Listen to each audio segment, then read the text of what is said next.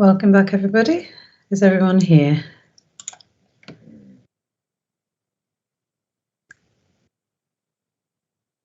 Brilliant. Hope you're feeling refreshed now. And I certainly feel better for some lunch. Just moving on to the remainder of the potential constraints. Looking at the the site performer, Mr. Cross, the site appears to be in flood zone 1. So no issues there. Great agricultural land, as is most of the borough. It's within ground source protection zone 2 and 3. Is that right?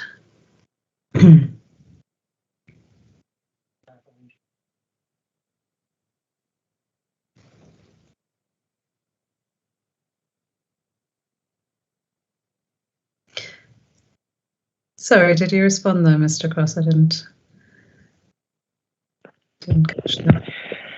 Sorry, ma'am, I had the microphone at the top of my head. I do apologise. It's been a long day. Yes, I believe there's a borehole located in the vicinity. I think it's located to quite to the south of the site. The source protection zone sort of fans out sort of towards Waddington and covers part of the Daresbury area. And what potential constraint might that have on the development of the site, Mr. Cross?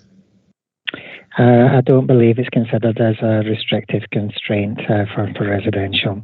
I think if we had a potentially contaminating use, then that would be something that would have to be taken into consideration. Okay, thank you. And in terms of habitats, obviously the boundaries of the site probably offer most potential in terms of the trees and hedgerows. And I believe it's within a nature improvement area, is that right?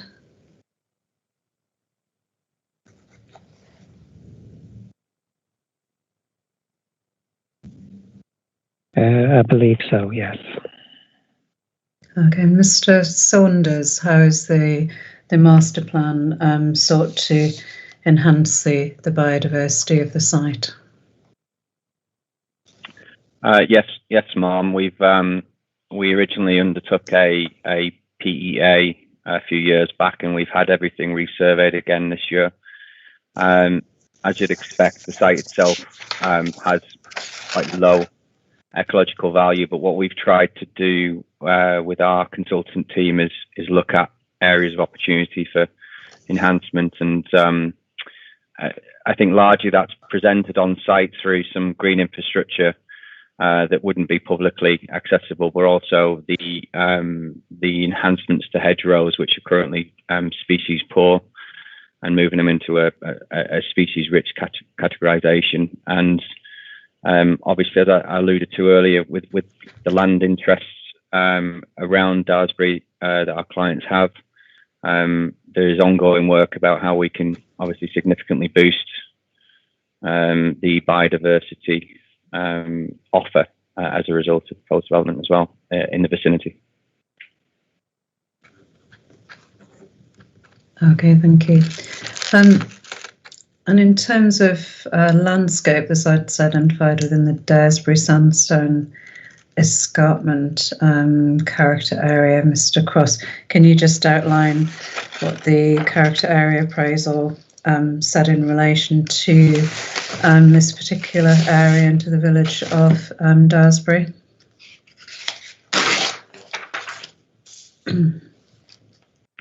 Obviously, as with the other areas, it's a very broad brush approach, so it won't cover a larger area. If you just bear with me, I'm just getting that document in front of me.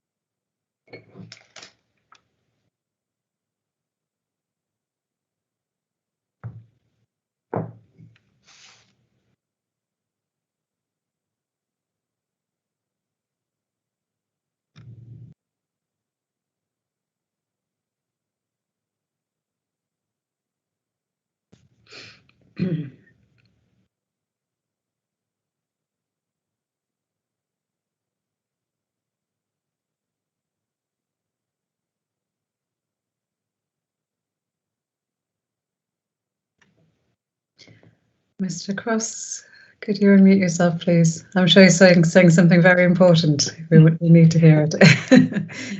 No, sorry. I was just, while it was opening up, I was just saying that the summary is set out in the essay document, which says that the site is identified within the Daresbury Transport Escarpment. An area of emphasis should be placed on managing key features such as woodland blocks on high ground, wooded field ponds, parklands, post-medieval field patterns, and infrequent built forms to ensure that the condition and strength of the character remains high. And does the appraisal mention the village itself?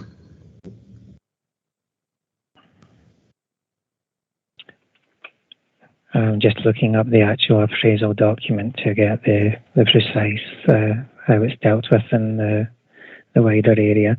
Again, as I said, in terms of the other areas that have been dealt with this document, it does cover quite a large area.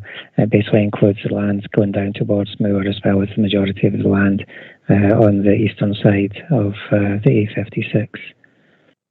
Identifies a number of key characters primarily around, again, let's say the field pattern and the presence of some ponds and pockets of parkland around Daresbury Hall.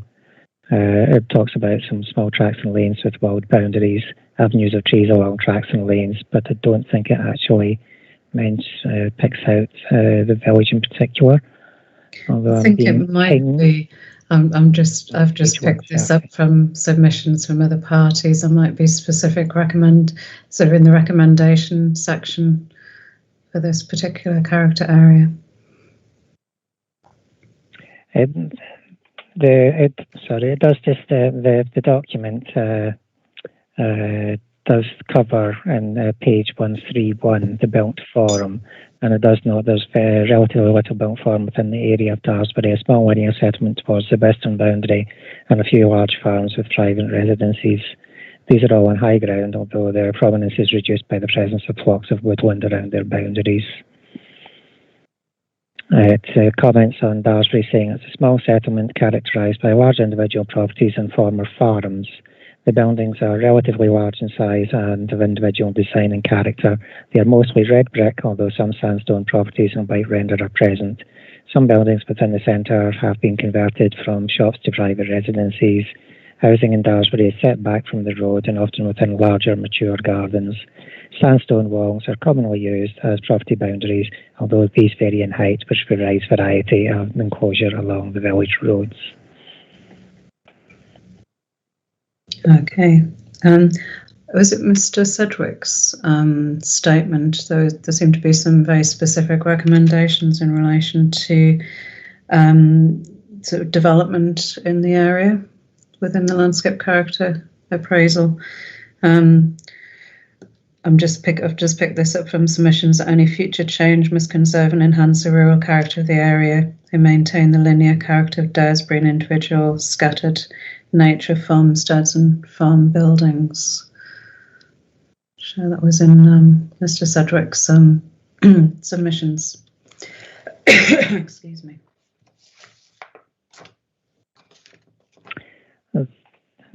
The overall quality and condition of the landscape, it has the little grid pattern in terms of the 9, and it does say it's rated as good and should be good with landscape strength strong, with a recommendation to conserve and enhance. The appropriate box states that the overall landscape strategy is conserve and enhance. Emphasis should be placed on managing key features such as woodland blocks on high ground, wooded field ponds, parkland, post-medieval field patterns and infrequent built form to ensure the condition, strength and character remain high. Okay. And that's on page 132 of document EL 054. 543.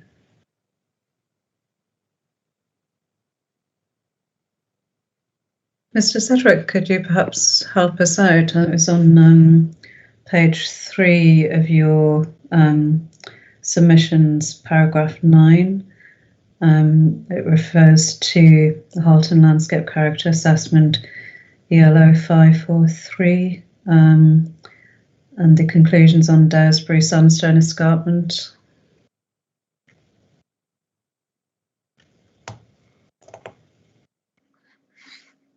Yes, ma'am. Let me just go through find my document.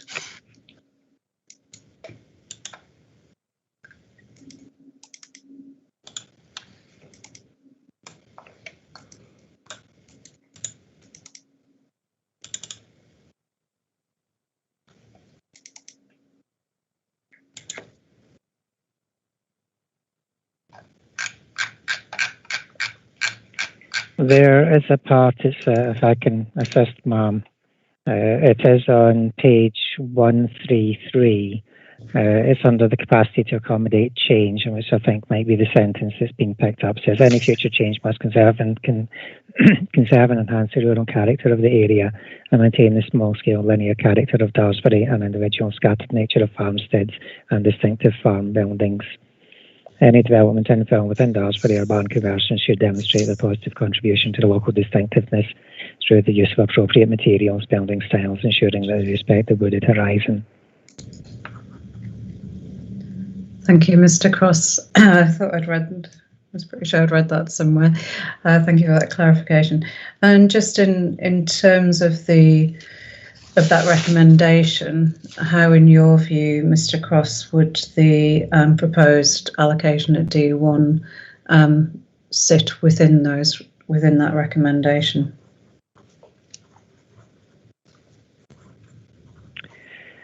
It's sorry. It's effectively, potentially you could argue that no, say it is more substantive.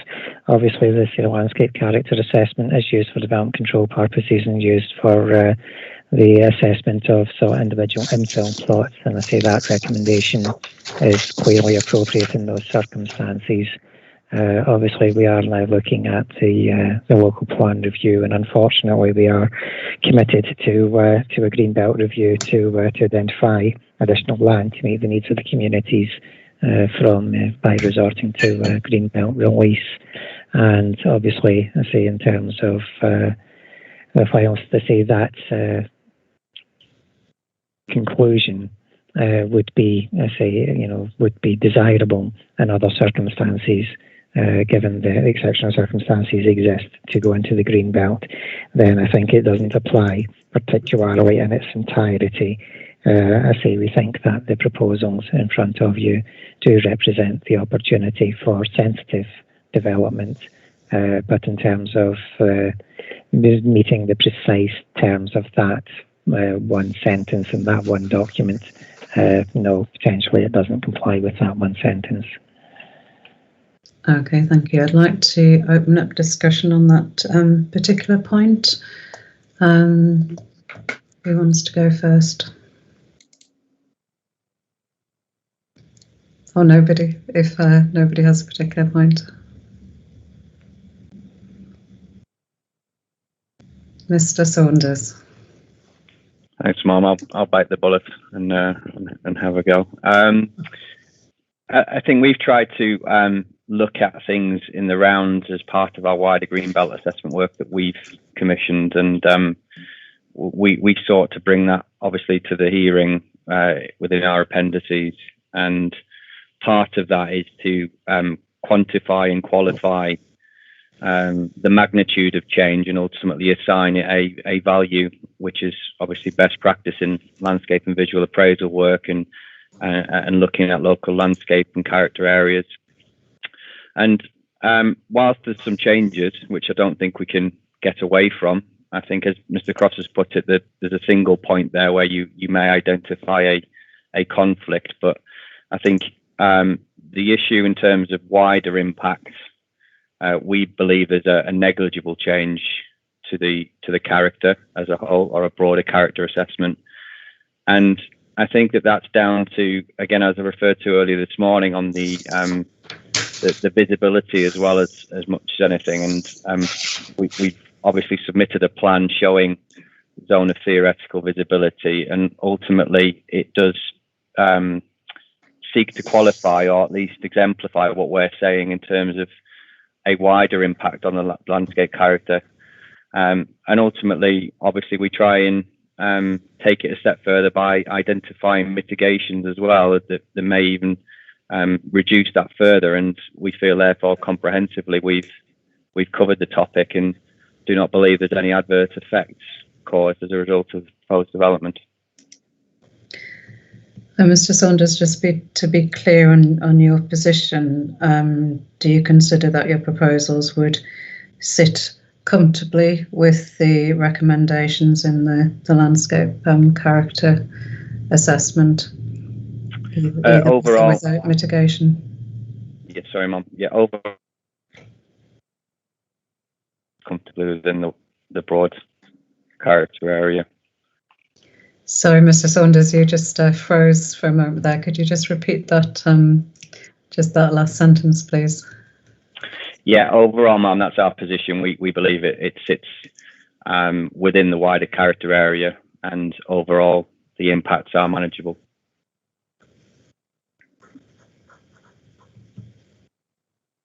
I won't go over the linear character issue again. I think we've probably covered that. But in terms of the rural character of the area and that specific recommendation of the landscape character area, for the landscape character area.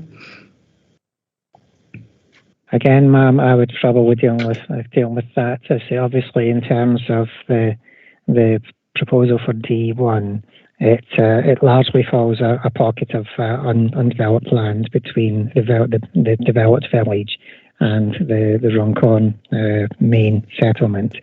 So viewed from the countryside, the development of D1 is likely to have negligible impact because effectively it's sitting behind the existing village viewed from most locations.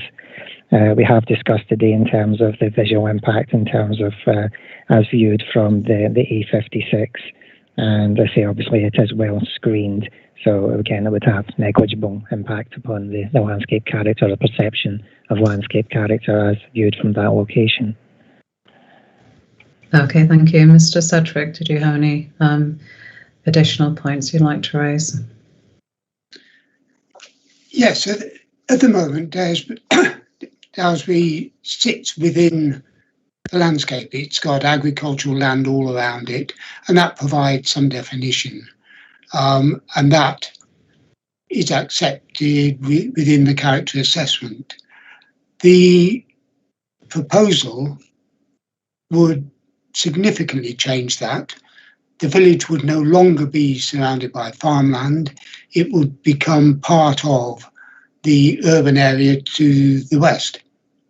And that will have a very significant change on how the landscape and the village should be appraised. Does that help? Thank you. Sorry, Mum, but you look as though you're expecting me to say something further. You were just breaking up a little bit there, actually, unless it's my connection. I've had two participants breaking up on me, so maybe it's my connection. So I'm just listening intently. Thank you for that, though, Mr. Sedgwick. Mr. Cross, Mr. Saunders, did you want to respond to that? Have you covered the points that you wish to raise? I think that was covered in detail this morning, ma'am. Okay, thank you. Are there any other points in relation to landscape? No. Mr. Sedgwick, sorry, could you unmute yourself there, please? Sorry, yeah. All sorts of things going on. Was your hand up? Could I make a further comment? Yes. Whilst we're on the landscape and the LVA, and that is to note that the landscape appraisal deals with the impact in an unusual way, in that it assigns a low value to the visual impact from the footpath through the site. And that is unusual, as footpaths normally, are set to have a high sensitivity. Okay, Mr. Saunders, did you want to respond to that particular point in terms of the approach to your landscape character assessment? Yeah, I wasn't. Sorry, Mum, I wasn't sure what the question was. That we have a qualified landscape architect and who has completed an assessment, and that's their conclusion. So if Mr. Sedgwick has obviously an alternative approach, then I'm obviously I'd like to hear it. I think it was the point made was in relation to the sensitivity sort of allocated, if you like, to the public footpath that runs across the site. It was deemed to have low sensitivity to the development. But I think Mr. Sedgwick, correct me if I'm wrong, the point is that it would normally be, a public footpath would normally be given higher sensitivity in such an appraisal. Does that summarise your point, Mr. Cedric? It does, ma'am, and we can go to paragraph 4.53 of the LVA, which is where that's dealt with.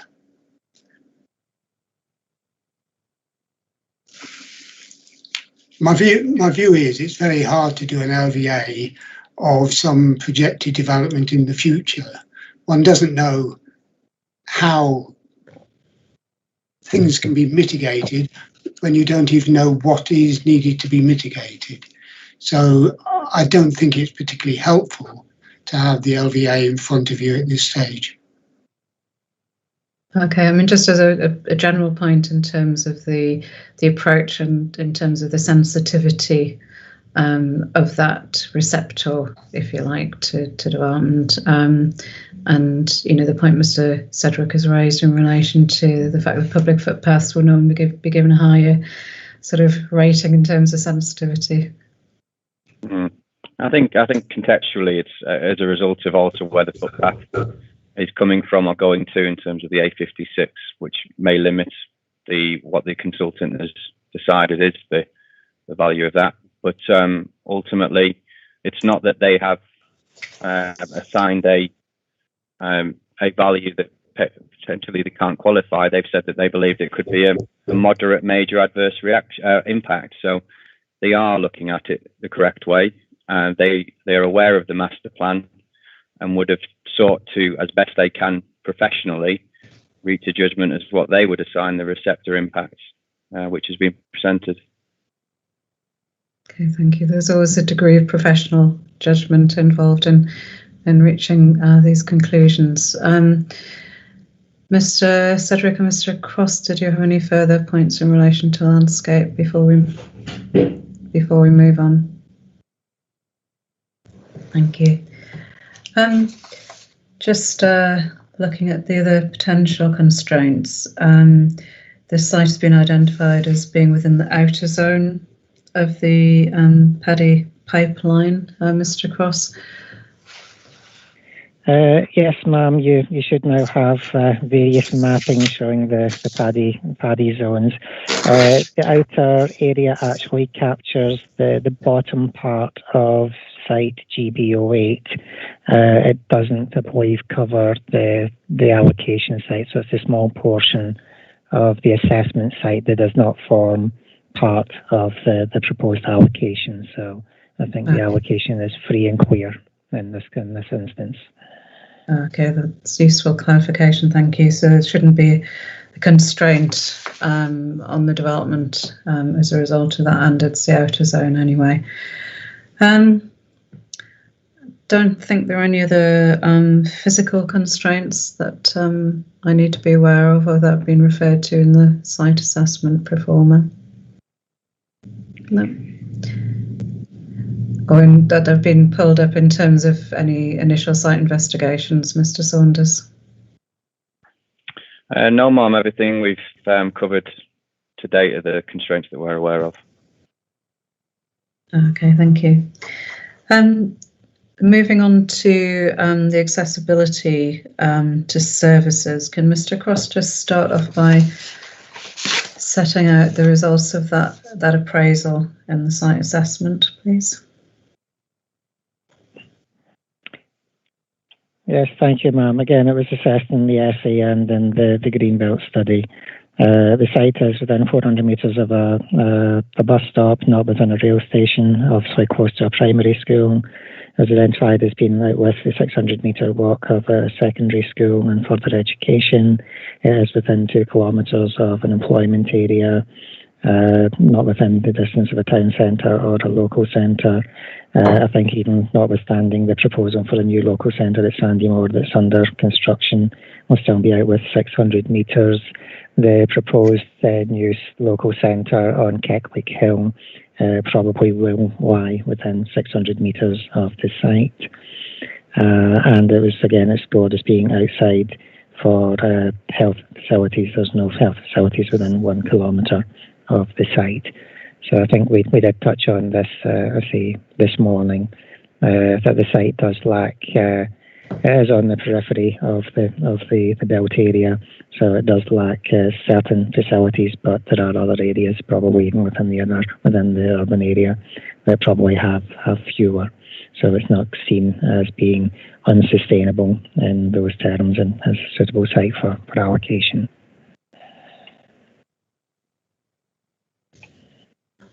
Thank you. Other opportunities to improve sort of accessibility to services, Mr. Cross, particularly by sort of public transport or walking and cycling? Yes, sorry. As mentioned, I say there is a proposal within the plan for a new local centre located within the wider Red Road development in Keckwick Hill, which should be within the 600 metres. The area has been mentioned previously, well served by various sustainable transport means. I believe there is an enhanced greenway that runs along the A57 from the motorway junction all the way to Warrington. There are various public rights of way that crisscross the area that intersect with that greenway. And I say there's greenway that runs down through the D6 site down towards Sandymore, which then gives access to the wider sustainable transport network across Runcorn, including heading up the back of Moor, which then connects into the back of Warrington and Warrington's proposals. So there's quite extensive sustainable transport networks within the area. In terms of bus provision, obviously we mentioned previously that the buses are now no longer run through the village, but the buses do run down the A56. And there was discussed previously the potential for maybe some improvements resulting from the substantial housing development proposed within the plan on Keckwick Hill and currently being brought to market by Redrow. And in terms of the bus stops and accessibility to those, how far would it be to walk to those bus stops, and is it a good route to walk?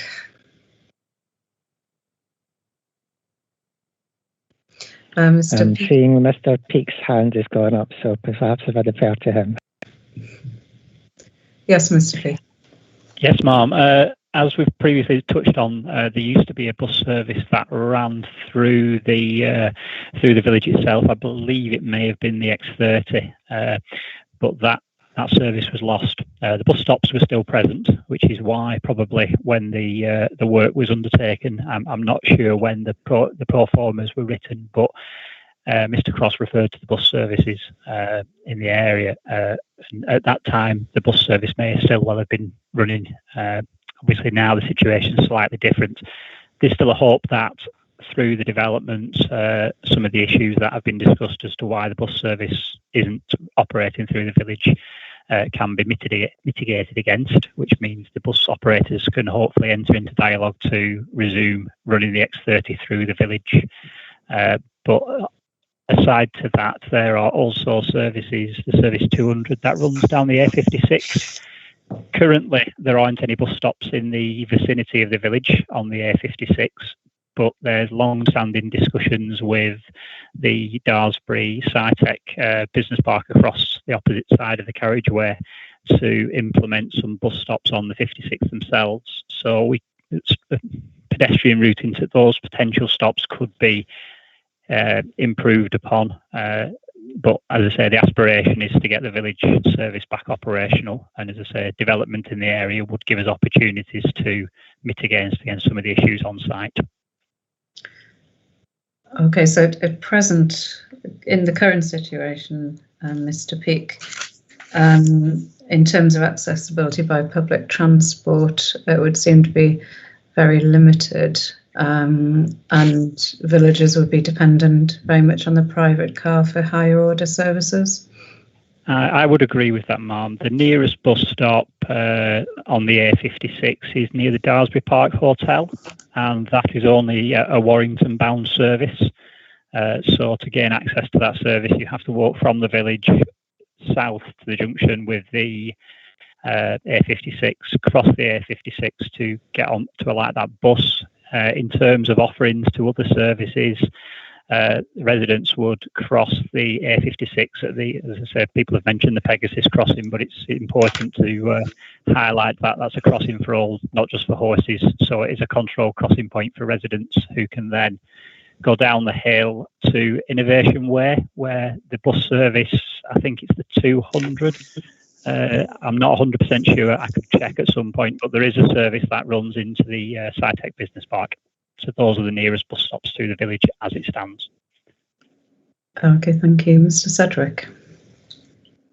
Yes, Mark, I was just wanted to comment that Mr. Cross is of the view that there are other areas where sustainability is poorer, but that is a strange argument for developing an area where sustainability travel is poor and access to facilities is poor. At the moment, to get a sandwich or a postage stamp involves a journey of some distance, not on foot.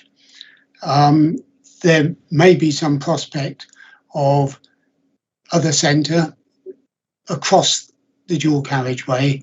It's never going to be well served by facilities, and therefore I think that has weight in considering whether D1 is appropriate. Okay, thank you. I just want to explore this issue of the bus and the point about it. The service having been stopped going through the village. Mr. Peake, what's your understanding of the reasons why the service stopped running through the village? Yes, ma'am. The answer I've been given by our transport coordinator is that it was becoming increasingly difficult to keep services running to an acceptable schedule because of the delays encountered by the traffic within the village. And as I said, that is my understanding from our transport coordination team. Okay, you also mentioned earlier, I think the difficulties of navigating the entry into the village. Is that right? No, ma'am. I think Mr. Cedric mentioned that. As far as I'm aware, that's not been flagged up by the transport coordination team. It's probably worth noting that extensive works were undertaken to the A58, A558 junction, which used to be around about till a few years back. That's been converted into a traffic signalised junction, which does actually have a knock-on effect and making it easier to get in and out of Daresbury village, and the speed limits were also sort of adjusted to suit. So as far as I'm aware, there isn't any difficulty accessing the village actually at that junction. Okay, so it's mainly, from your point of view, your understanding is it's mainly the difficulty of navigating through the village due to parking? That's correct. The length of single way working was becoming difficult for them to manage, and as I say, the timetables were then slipping downstream. So the option was taken to remove the service. It may also be worth pointing out that in the future, I think we dealt with it earlier in the sessions. There is extensive works to the A56 Delft Lane junction, which also crosses to where Chester Road intersects the A56. That is going to be a signalised junction. So again, it will be easier to gain access to that end of the village for bus services if we can get the services back into the previous stops. Okay, thank you. And was it a, sort of full-sized bus, as it were, or was it a more of a minibus style arrangement that you see in a lot of going through a lot of housing estates, for example? Given the route that it was on, it was a full-size bus as far as I'm aware. It does progress onwards to Warrington. I believe it stems from, I don't know if it's a Chester service, but it's definitely, it comes from further afield. So they tend not to put specific buses on for that sort of routing because it is a main route through. Okay, thank you. And perhaps just for clarity, ma'am, just in terms of the bus stops on Innovation Way, just to get your bearings, if you've got the policies map, they have employment site E4, and immediately sort of the northern boundary of that there's a road with a roundabout on the southern end and links to the A558. That is Innovation Way, and I say there's bus stops located on that leg. So it's E4 just across the road from the village, and at the northern edge of E4, the road that basically is the access road into the existing business park. There's bus stops located on both sides of the road there. Thank you, Mr. Cross. That's useful. My policies map has started to disintegrate on me after being caught out in the rain. Yeah, I mean, Mr. Sedgwick, sorry, Mr. Peake, I've put words into your mouth there. There's Mr. Sedgwick's statement. You've attached as part of your submissions an email discussion with Arriva, I believe, which set out a number of reasons for the the termination of the bus service. And obviously, you would have heard Mr. Peake saying about the improvements to the junctions, which would facilitate access into and out of the village. What's your view on that? And do you think that would alter the stance?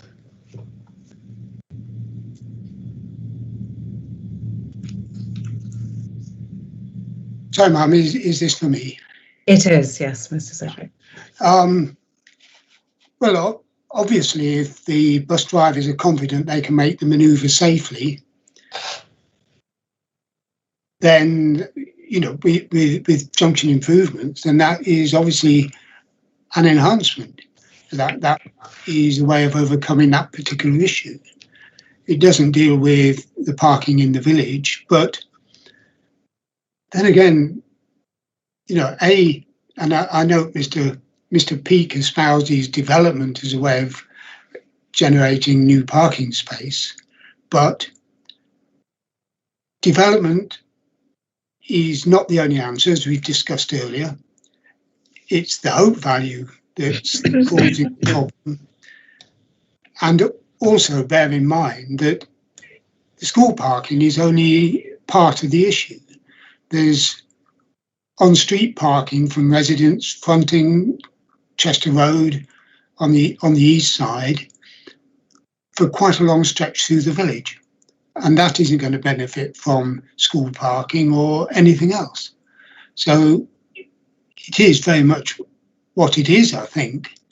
But it undermines the ability, even if developers did get the consent and provided a car park, it doesn't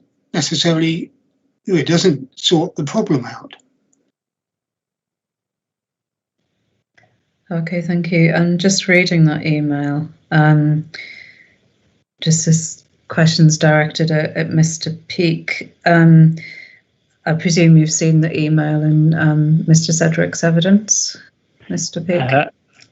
Unfortunately, ma'am, I've not had the opportunity to review that letter or email.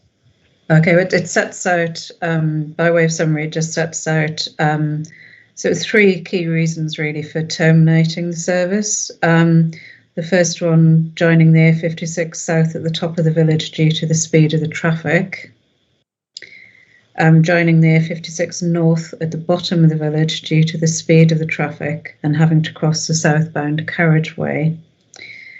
And then fear of collision and obstructed roadway due to parked cars along Chester Road, which obviously echoes the discussion we've had. But in relation to the points about joining the A56 at the top and bottom of the village, from what you were saying, Mr. Peake, would that be addressed by the more recent improvements?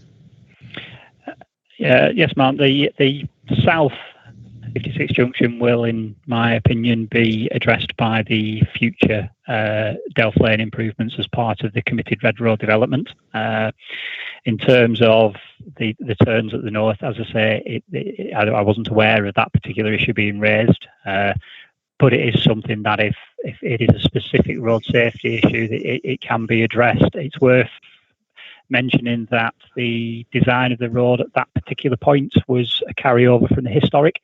So it was designed to a higher design speed with flares, exit entrance turnings. So as part of the considerations for potential bus stop locations on the A56, there have been initial review of whether those flares and that junction can be amended, which would obviously mean that vehicles wouldn't be crossing as many live lanes of traffic, because there's a discussion whether the left turn into the village is still required. So there are junction improvements that could be undertaken to improve road safety at that particular location. As I say, as far as I'm aware, there isn't a specific accident record of that junction as being a black spot. It may be a perception, it may be an issue with the bus drivers that they put in there, as well as the other issues raised. But it's certainly something that we could address as part of future highway schemes. And it may be, in fact, that an increase in turning movements into the village associated with potential developments could result on the transport assessment flagging up that works would need to be done to certain junctions anyway. So that would be part of the development control process. Okay, thank you. I mean, the email goes on actually to say to further mitigate the risks, the following actions could be implemented. The speed limit on the A56 near the top of the village could be reduced from 70 to 40. And required infrastructure could be installed at the pedestrian crossing, allowing buses to control the lights. And then proactive enforcement of the parking restrictions in the village. It sounds from previous discussions that there probably wouldn't be the capacity to proactively enforce parking restrictions. Would that be correct, Mr. Peake? I think that's probably a safe assumption. I can't speak for colleagues at the local constabulary, but I do realise there's resource issues regarding to regular attendance. What I would say is that a lot of the car parking issues to the south of the school, they are parking legally. They're not double parking, so there is a passage of traffic. The issue we've got is that it's such an extended length of parked vehicles at that peak hour in the morning, and obviously in the evening, that the length of single way working that a bus is faced with is completely unacceptable. As I said, the parking study that was undertaken by the school at the time, which is where a lot of the debate has come from, definitely demonstrated that extended single way working was wholly unacceptable. So we would be in a state that to try and put TROs in would be putting excessive lengths in and just pushing the problem further out of the village. And then the resulting issue is that people contravene the TROs.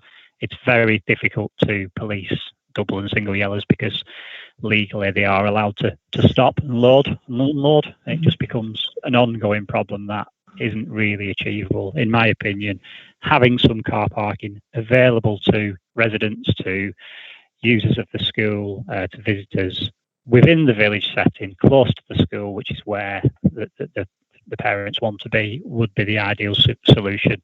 I think Mr. Sedgwick said that we were in support of the development. We haven't found an issue as to why the development isn't acceptable from a highway standpoint, but we're not saying the car park couldn't come forward as a separate issue.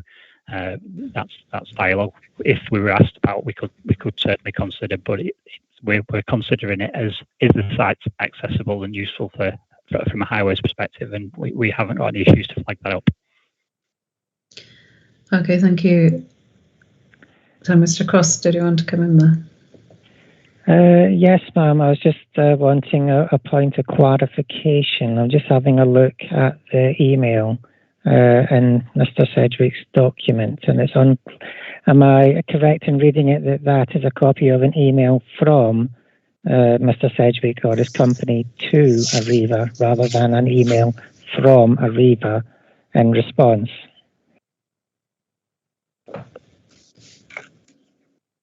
It's difficult to tell because the from and to have been completely redacted, but it does read that it is clearly an email from Mr. Sedgwick or his associates to Arriva, setting out their understanding of the situation.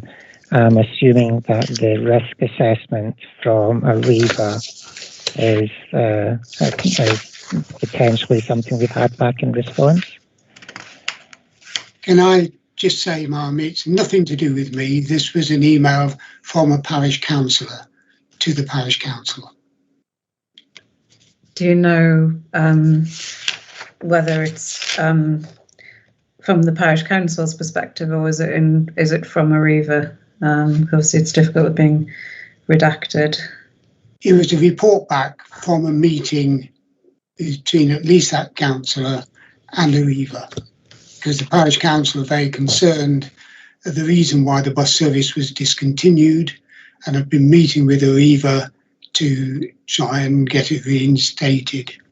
And this was an email that provided from a parish councillor to the parish council, setting out the position that they got to at those meetings.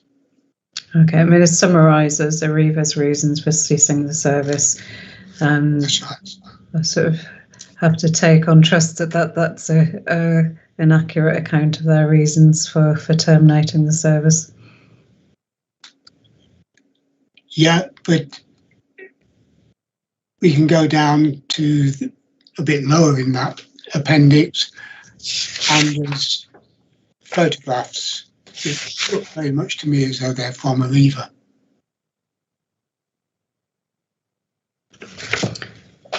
There's the Arriva risk assessment record, isn't there, appended to that?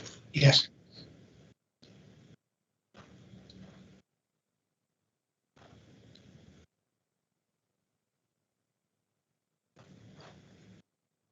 Yeah, it goes into quite a lot of detail in the risk assessment record, but I can take that on as read if participants are happy for me to do so, rather than go through that in the hearing sessions. Yes, ma'am. I'm not suggesting it's not an accurate record or an accurate position. It's just say it was. My initial understanding was it was an email from Arriva, but having read it, it's clearly an email to Arriva. I just wanted a clarification, but it seems that it looks like it's an email from a parish councillor to the bus company rather than an email in by return.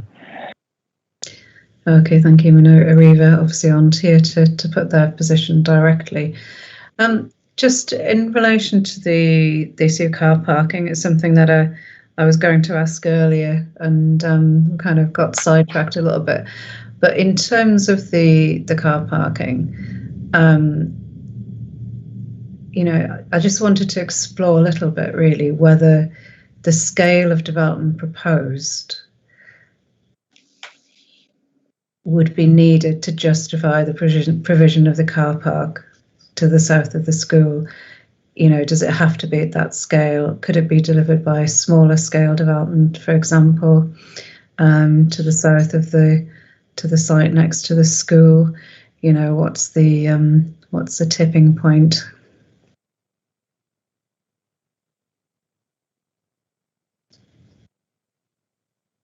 In terms of the benefit and weighed against the potential harm arising from any development.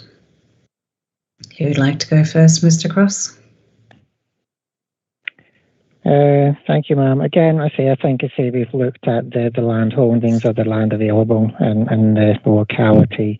Effectively, could a smaller development provide the benefit? I would assume the answer to that is probably a qualified yes. However, that would then say what would happen with the remaining land. So effectively, if it's been taken out of the green belt, how would the remaining, I'm assuming the northern portion of the site, be treated, and would that treatment be appropriate? Would it be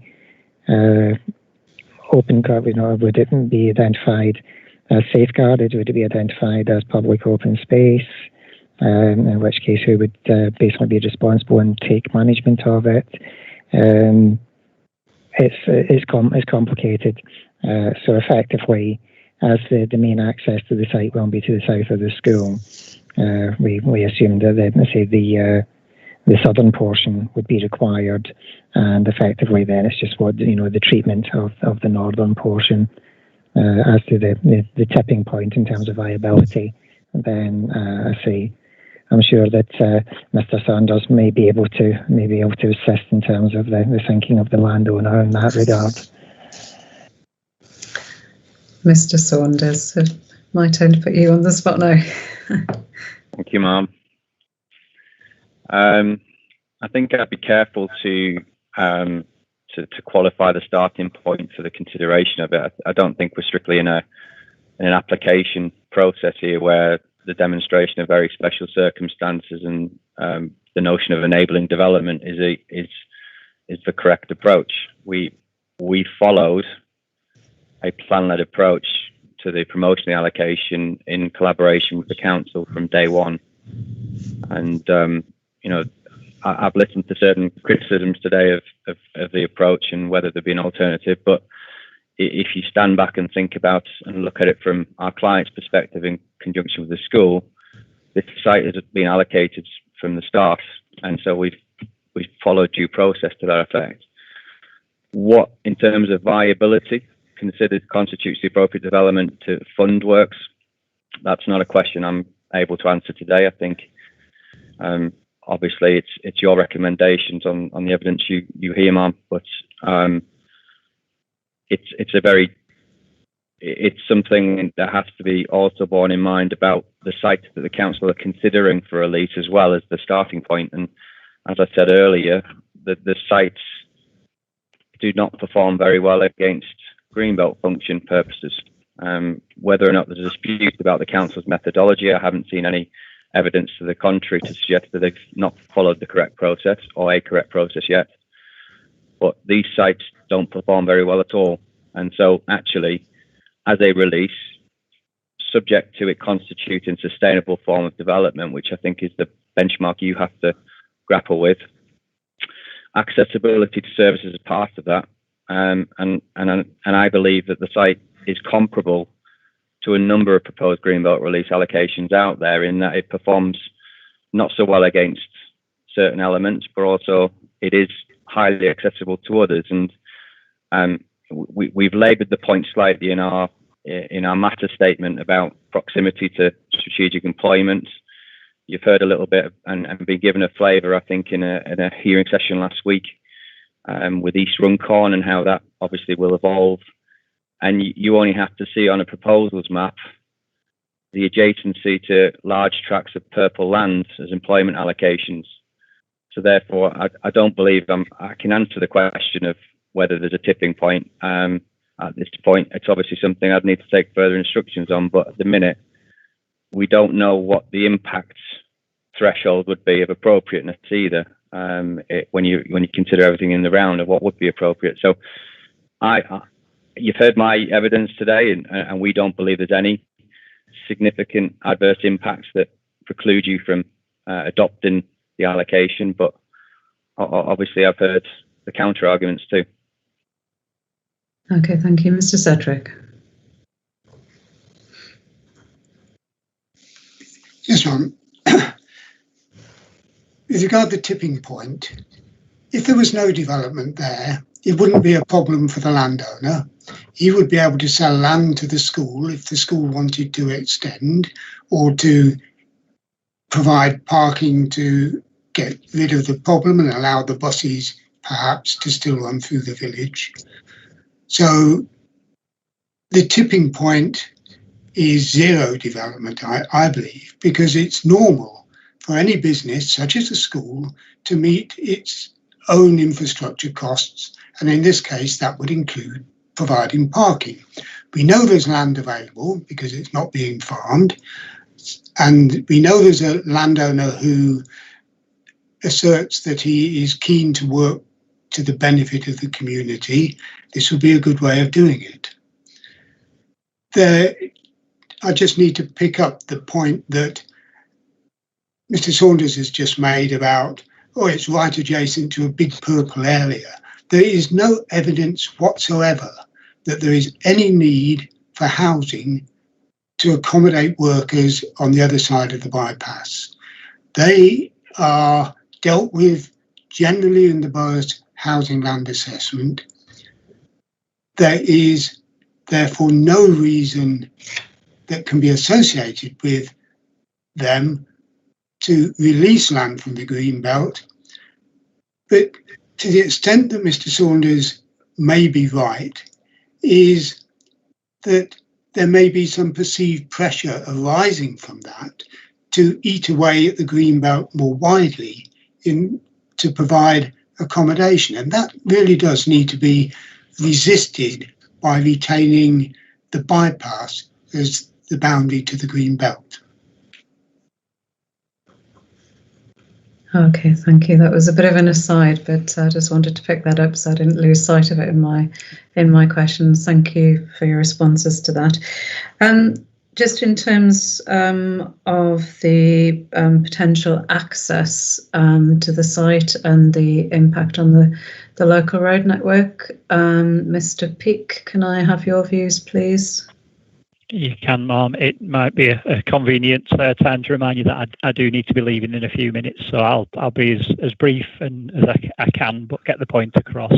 As you're aware, there's a strategic assessment of all the links capacity in the area undertaken by Mott MacDonald, which didn't throw up any strategic highway impacts in terms of the area and access in terms of the localised road network.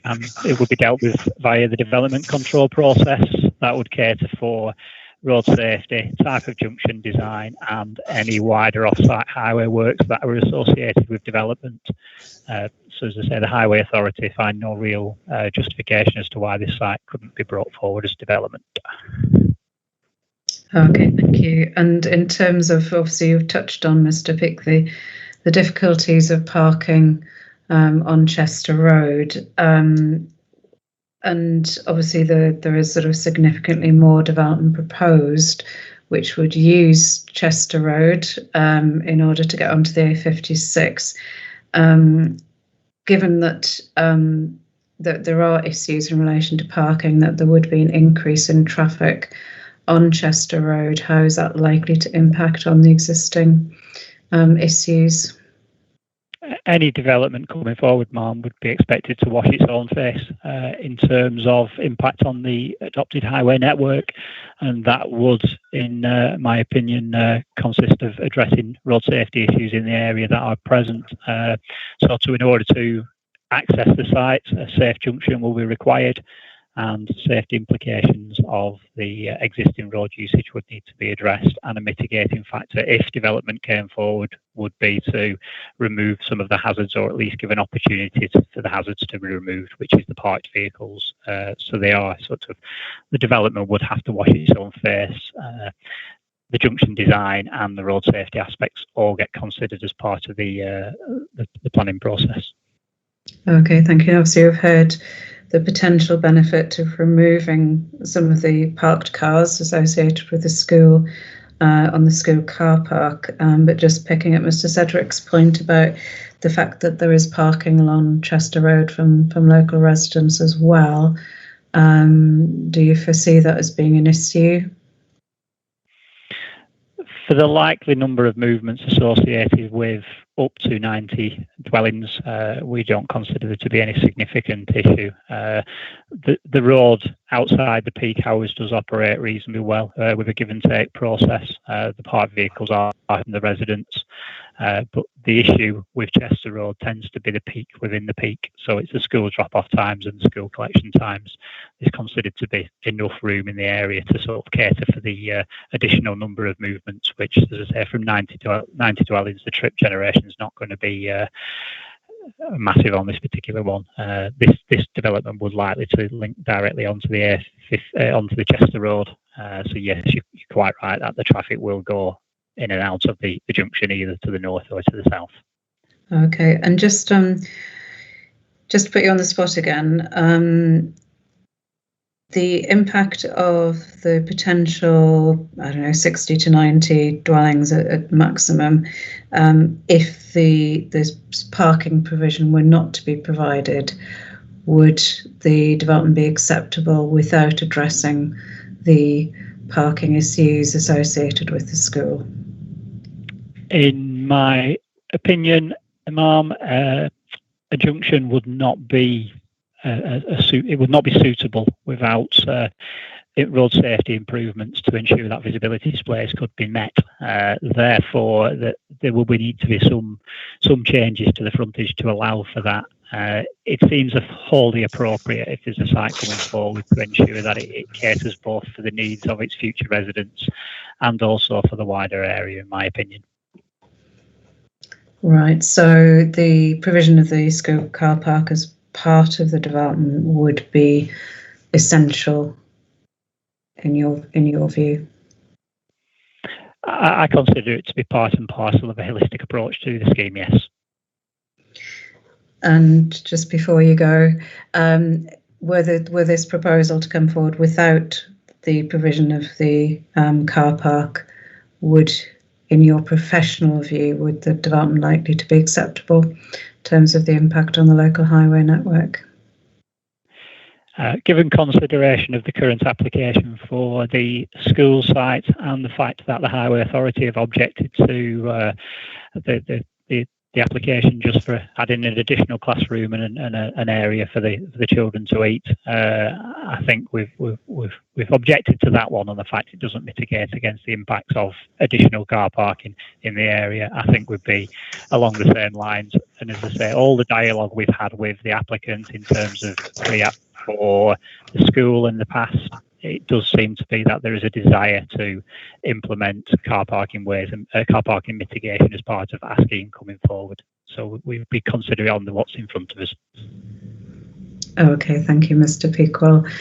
Thank you for your contribution today, and I'll let you escape if you need to go now. Thank you, Ma'am. I will be listening in later on, so if needs be, I could be called back again. And I believe my colleague John Farmer, who you may have dealt with in the past, is also listening in. So somebody will be available if need be. Brilliant, thank you. Sadly, there's no escape for the rest of you. You need to stay for the rest of the session.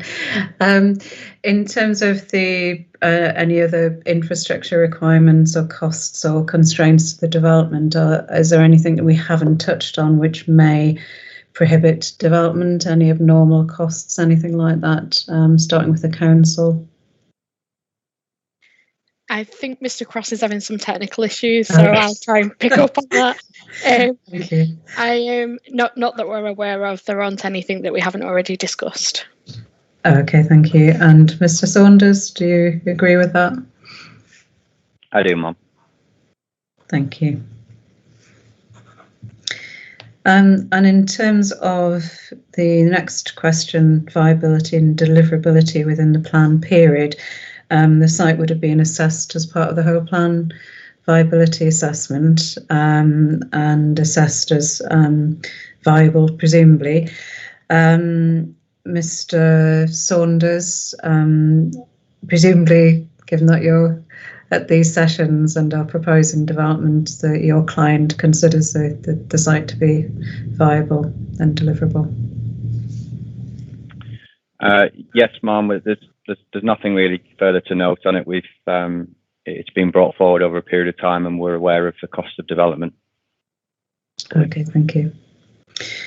And just Mr. Saunders, I don't know if you've been at other sessions where we've dealt with this, but in terms of the potential output of the site and start date, we've asked the council to keep a spreadsheet just setting out where we hopefully can reach agreement in terms of the start date and output over the planned period.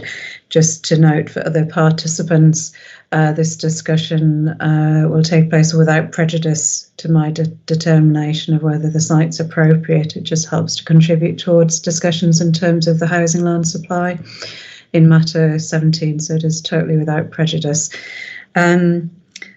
Mrs. Brindley, in relation to the council's position in terms of when the site's likely to come forward, has the standard sort of formula been applied in relation to this site in terms of lead-in times? And yes, the lead-in time that we've identified was 7.5. We've divided the site up into two parcels in the Schlar. The first parcel, which is reference H1830, we've put a lead-in time of 7.5 years with a build-out rate at 30 dwellings per hectare due to its size. And can I just clarify which parcel that is at? On the ground, as it were. I don't have that to hand at the moment. If one of my colleagues could look that up for me, because I don't want to lose where we're up to with the borough having some technical issues. Just bear me 1 second. Is it north or south parcel, I guess? I'll get back to you on that one if that's okay, and I'll give you the reference for the second parcel, which is H2040, and we've suggested a lead-in time of 7 years on that one with a build-out rate at 20 dwellings per annum.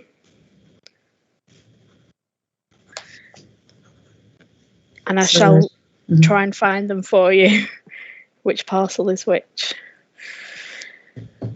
Is that on the basis of the first parcel being larger, given the higher build rate? Just when you're looking for that, Ms. Brindley, Mr. Saunders, can I ask for your view from a developer's perspective? I would just urge, I think the council would be inundated, given developers' positions so far in terms of when sites are coming forward. But if you could give a realistic view in terms of when the site's likely to start and completion's likely to emerge. Yes, ma'am. Yeah, I'm aware of discussions that have gone on in other sessions, so I am aware of the of how this has worked. I think a qualified answer on the basis of the plan being adopted, on the basis of a current programme. But we wouldn't need to go any preliminary steps before a submission of a planning application. So I think previously you've talked about marketing of the site and so on. That wouldn't be needed here. I think what we'd be looking to do is navigate the planning process in 2022. And with prelim works and I guess the complexity of what gets delivered first. And as I've mentioned in my hearing statement, the infrastructure for the school would be an upfront construction output. So I think that may slow the 2023 start a little bit, but what we've estimated is approximately 5 to 10 dwellings in 2023 and 20 to 25 units per annum thereafter, with a completion to the end of 2027. And are you looking at the whole site? We are. Yeah, and presumably would you start at the southern end of the site, or would you work top and bottom and come together? Actually, the thought currently was that the north would be first, but that's, I don't believe there's much than preliminary construction management being discussed internally within the house builder and Daresbury estate. So we're not sure at the minute, but like I say, we feel like we would be a bit more bullish on outputs earlier, but we need to factor in the works associated with the school. Obviously, with the school, they want things in order for the start of term, ideally. So, we just factor that into the construction program as well. So it's ready, but there is you may be facing this elsewhere perhaps, but there is an impetus for us to get on very quickly. And as I mentioned earlier, because of the way in we see this parcel of land and its resilience in the market, we feel that there's no likely factors that would slow that down, really. Okay, thank you. Ms. Brindley, had you had a chance to clarify that? Yes, with reference to H1830, that's the southern section of the site, and H2040 is the northern section. Thank you. Thank you. I mean, just from the council's point of view, did you catch what Mr. Saunders said there, or were you busy kind of concentrate on looking at the computer? Sorry, I was trying to scurry around to find the right allocations. Well, Mr. Saunders was saying about sort of navigating, if you like, the planning process around 2022, potentially look at provision of the infrastructure for the school up front. and in 2023, around about 5 to 10 dwellings in terms of output towards the back of the year, and then between 20 to 25 dwellings per annum thereafter, with completion around 2027. Is that right, Mr. Saunders? Yeah, read my own writing anyway. Does that sound, I mean, obviously you may want to discuss with Mr. Cross, but does that sound realistic in terms of the potential? If you would like me to contribute, apologies, the computer just completely froze. Usually it's a precursor to the session timing out, but I didn't even get the message, so I had to do a full reboot. So, but I say I can deal with that point.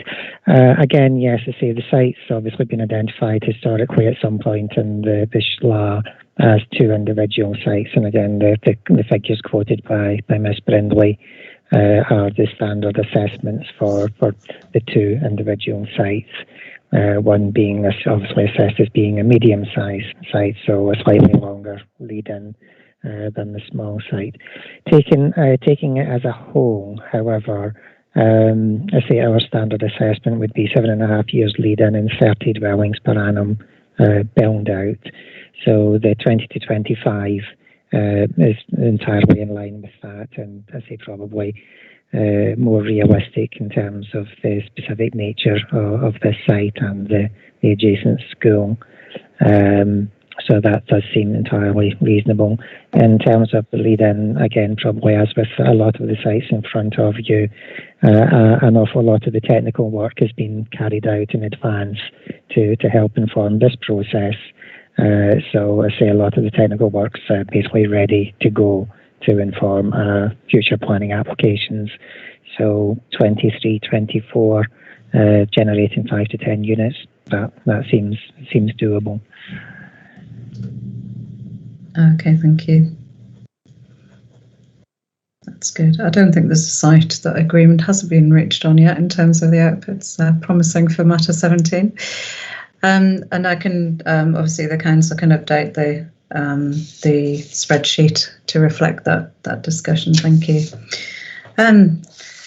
Okay, so that's, I think, in terms of my issues, covered everything. There's just the issue of the modifications, potential modifications to the site area and to the site boundary. And I think, Mr. Saunders, were you looking for an additional sort of reference to the details of the school car parking drop-off locations? Was that a suggestion on your behalf, Mr. Saunders? Yeah, it was more a suggestion, man. We obviously we know where we're going with it. Should we the site be allocated? But we're obviously just giving it there as a helpful suggestion if the authority or yourself think it's vital to the allocation as a whole. Okay, Mr. Cross, we can't actually see at the moment, but I'm assuming he's still there. If you know the discussion we had with Mr. Peake in relation to the importance of this and the impact on the local transport network, in terms of, I know the council's taken a light touch approach and not including site-specific criteria generally across the board. Is this a case where if the council feels that it is an important requirement, whether there should be a site-specific criteria for this in this case? Yes, ma'am, we'd be comfortable with including that at the appropriate point in the plan.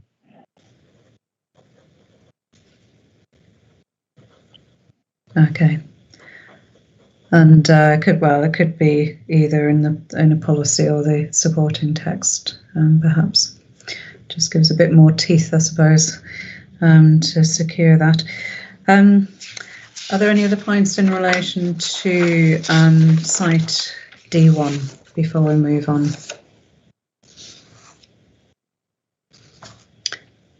Mr. Saunders. Yes, sorry, Mum.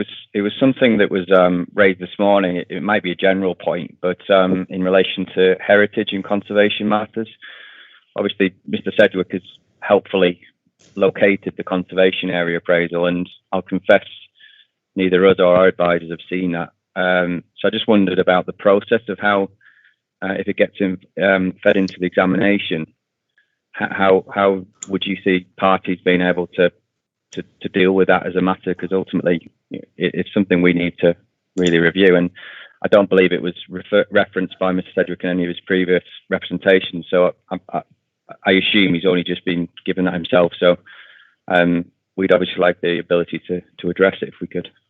Yeah, I mean, I'm just checking my emails. I believe it's come through. Let's check. Yes, so very efficient, Mr. Sedgwick. It's already been sent through to the programme officer. So the proposal would be, if parties are acceptable to it being added to the evidence, it would be added to the examination website, which I'm sure is in hand, and there would be the opportunity. It does sound fairly brief appraisal, but obviously in the interest of fairness, it would be acceptable to allow a period of, we're generally giving 7 days just to respond to that. So if you would get the opportunity, Mr. Saunders. Great, thank you, ma'am. Okay, is the council happy with giving Mr. Saunders? And obviously, it seems to be the first time that the council has seen it as well. So if you wish to comment on it, more than welcome. Yes, ma'am. Okay, thank you. So is there anything else in relation to D1? We've had a very thorough discussion on it, which I think was necessary, particularly in relation to the statutory duty. So just to check, are people happy to carry on to look at SG2, or do people want to have a short comfort break before we move on to look at safeguarded sites? Council? Is the council happy to continue? We will probably need a short break before we finish. Yes, ma'am. We're happy to continue. Mr. Saunders and Mr. Lando, Mr. Sedgwick, we will accommodate a short break at some point this afternoon. Mr. Cross, in relation to safeguarded site SG2, can you just start by giving us a brief summary of how this site came forward and what options were considered, please?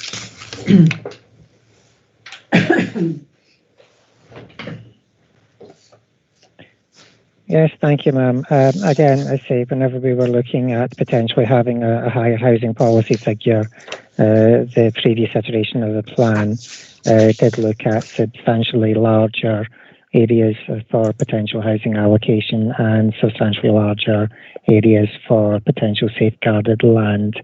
There was some additional safeguarded land identified around Daresbury, basically the field to the south of SG2. Again, it's just simply in terms of the setting green belt boundaries that are capable of enduring beyond the plan period. We start to identify suitable sites for that may be required at a future date for further development, but that will be protected from development until subsequent review of the local plan determines that they're required. We identified, we've retained 3 areas of safeguarded land proposed to the east of Daresbury Village, SG2, SG4 and SG9, which are in the overall scheme, in terms of the overall scale of safeguarded land, quite modest, but obviously, I say, in relation to the village, not, be accepted, not insubstantial. But in terms of the overall approach to identifying future requirements, we feel that they are justified, and basically that's the situation that you have put before you today.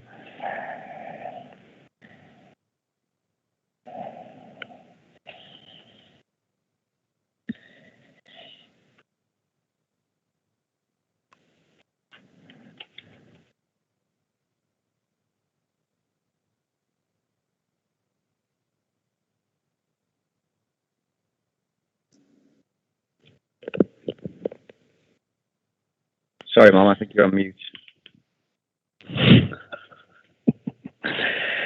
I keep muting myself to cough and forget to unmute. Sorry, Mr. Cross. Were there any other realistic options looked at in terms of safeguarded sites in Daresbury? As I say, ma'am, the safeguarding issue was looked at across the borough as a whole, and obviously we have identified safeguarded sites in North Widnes, South Widnes, and to the east of Runcorn, principally located to the east of the White House area, south of Preston on the Hill. We'd had in the previous iteration of the plan looked at substantial housing allocations around Moor, which we've managed to roll back from, and I say there's some modest expansion to Daresbury Village, which I say have been retained in the current version of the plan.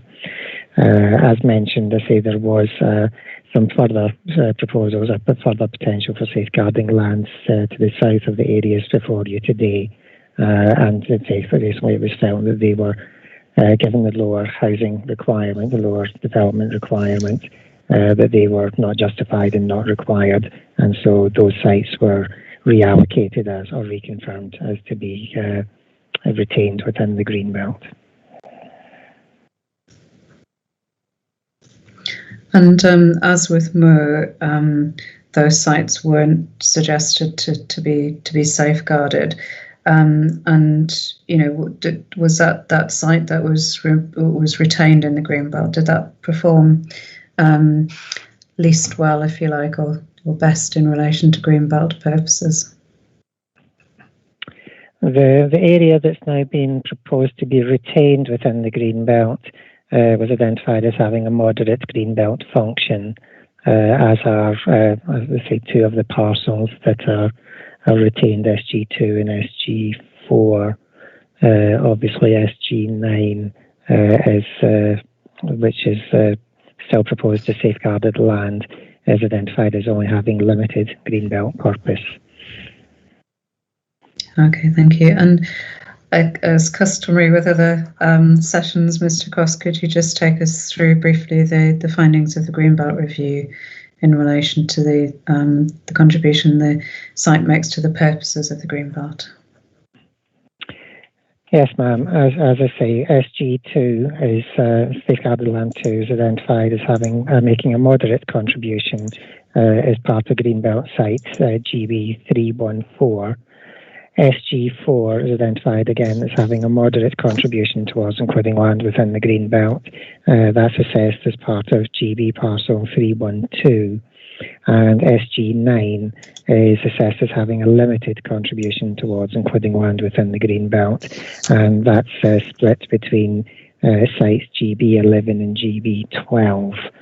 As obviously as part of the process, as discussed, we looked at the potential boundary strengths of the strength, or I should say the strengths of potential boundaries, and it's basically identified that the existing boundaries to the east of the village are weak, and that the potential boundaries, again, a number of them, a couple of the boundaries as proposed are identified as being weak at present, with the boundary to the easternmost boundary to SG4 being identified as moderate, having Sorry, Mr. Cross, could you just confine your comments to SG2, because I think there are particular issues with each of the sites. Sorry, ma'am, I hadn't picked up they were wanting just to focus on the one site at a time.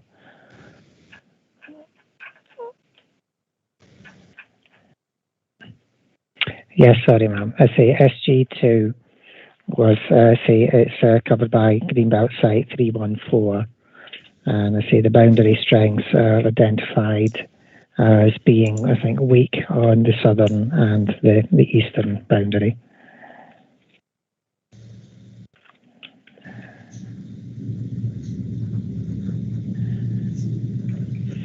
The site was identified in terms of Purpose 1 as basically being partially contained, but as I say, it does have the weak boundaries to the outer edge. In terms of purpose 2, basically said that the development of this parcel would reduce the gap to Warrington, but to still be more than 3.5 kilometres, so it was not considered to have an impact in terms of the merging of settlements. In terms of safeguarding land from encroachment, it's effectively said the land is an agricultural use. It does enjoy open views to the south and the east, but it is overlooked by the urban development to the north and the west. And say overall, it was assessed as having a moderate contribution towards purposes including land within the green belt. And in terms of rounding the settlement boundary, Mr. Cross?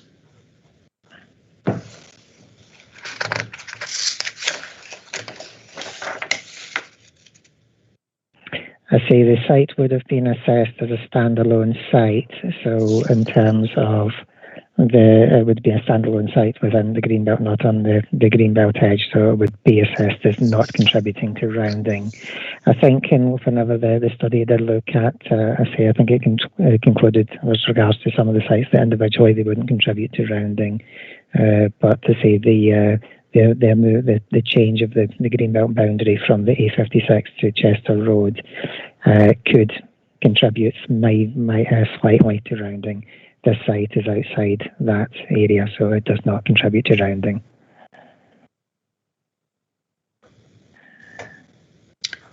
Okay, thank you. I'd just like to open up the discussion in relation to the contribution which a site makes to Greenbelt purposes. Does anyone hold a contrary view? Do participants agree with Mr. Cross's summary and the Greenbelt study assessment?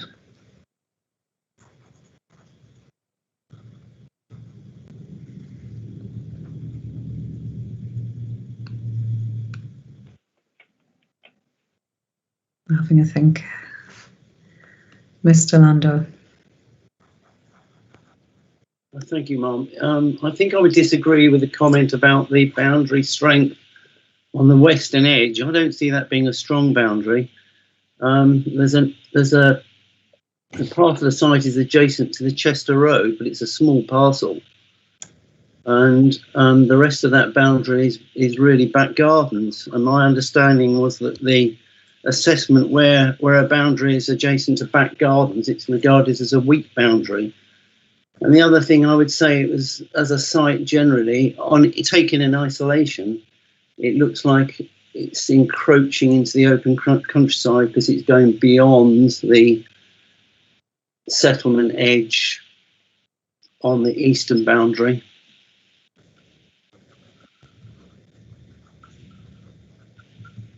I also have a view about, but perhaps I better stick to the point you've asked, but I'd also have a view about the safeguarding of the parcel which is adjacent to the road, adjacent to the Chester Road.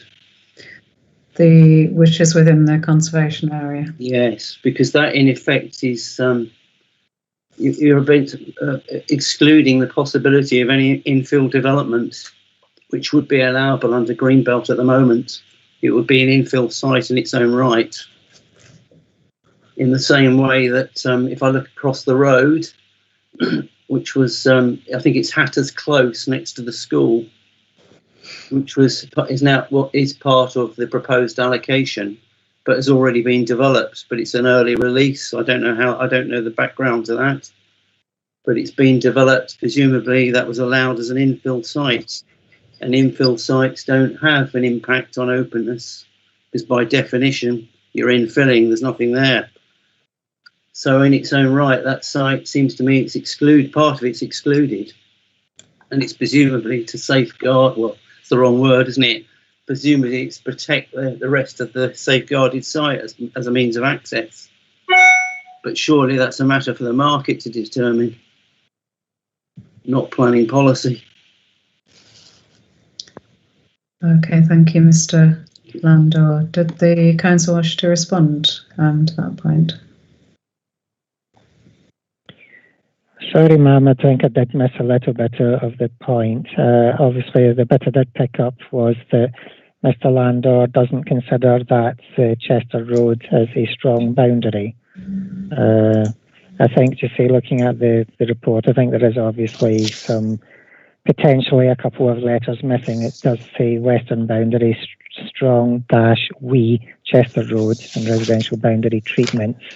So I'm assuming that the we should be weak. So it's identifying that the section of the boundary that abuts Chester Road is considered to be potentially strong, and the section of the western boundary that are back gardens are identified as potentially weak. But as for the point about infilling, I was busy reading at the time, so I think I missed a little bit of the point. But if I paraphrase, this site boundary this site should not include the land fronting Chester Road because it's an infill site and that's for the market and not a matter for the local plan. Is that paraphrasing Mr. Landor's position? That sounded about right, Mr. Landor. Yes, ma'am, that sounded about right to me. Yeah.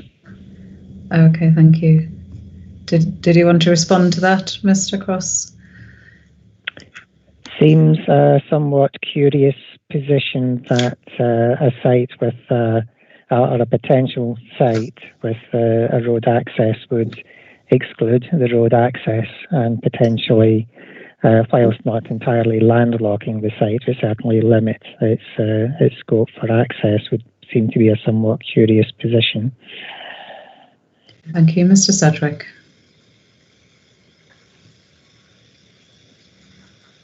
So, just reminding us that there is no western boundary to the greenbelt along the properties on Chester Road.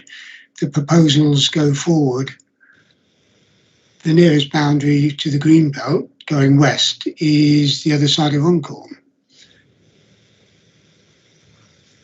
because this safeguarded land is not going to be popped out of the greenbelt on its own. Point taken, Mr. Sedgwick. Mr. Plant. Oh, Mr. Plant, did you wish to make a comment? Your hand went down there. Ma'am, it was just to point out, if you visited the site recently, you'll have seen the infilling next to the school, but also opposite to the school on part of the site that's just been mentioned. So that leaves a very narrow sort of access within that conservation area that we were discussing. Okay, thank you.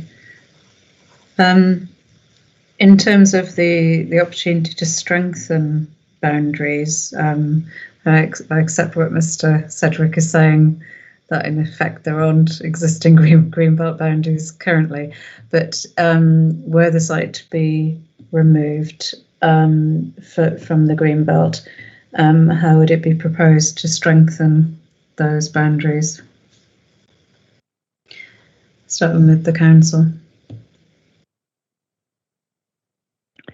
Thank you, ma'am. Yes, again, as I say, the Greenbelt study looked at existing features on the ground to try and identify potential boundaries to help inform potential releases.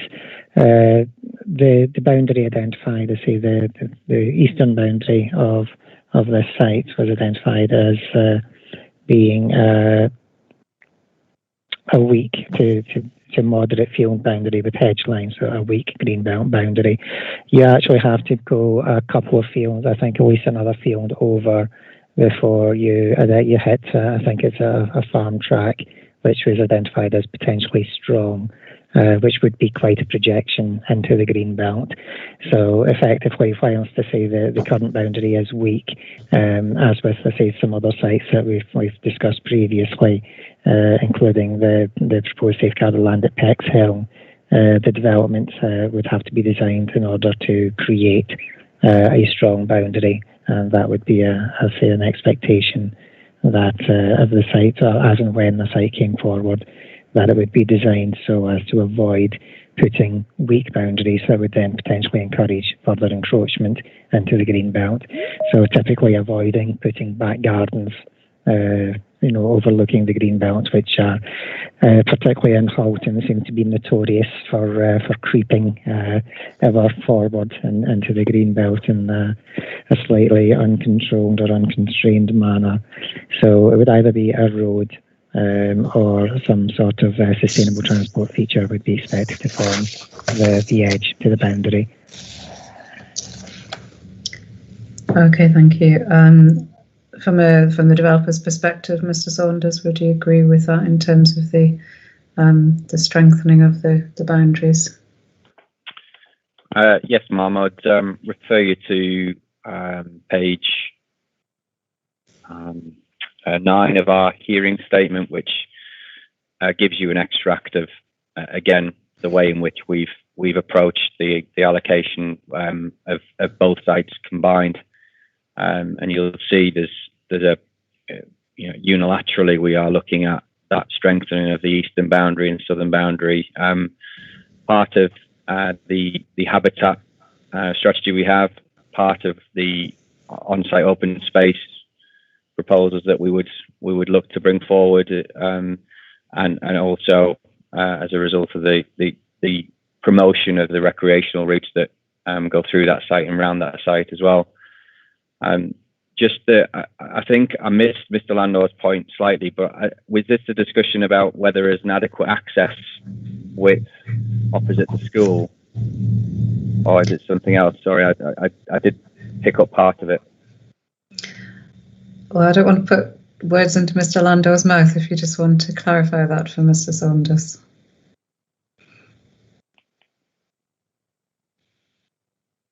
Thank you, Mr. Saunders. My point was that the land which is identified as safeguarded, which adjoins Chester Road, really, in my view, should be within the primarily residential area, because it represents an infill opportunity in its own right.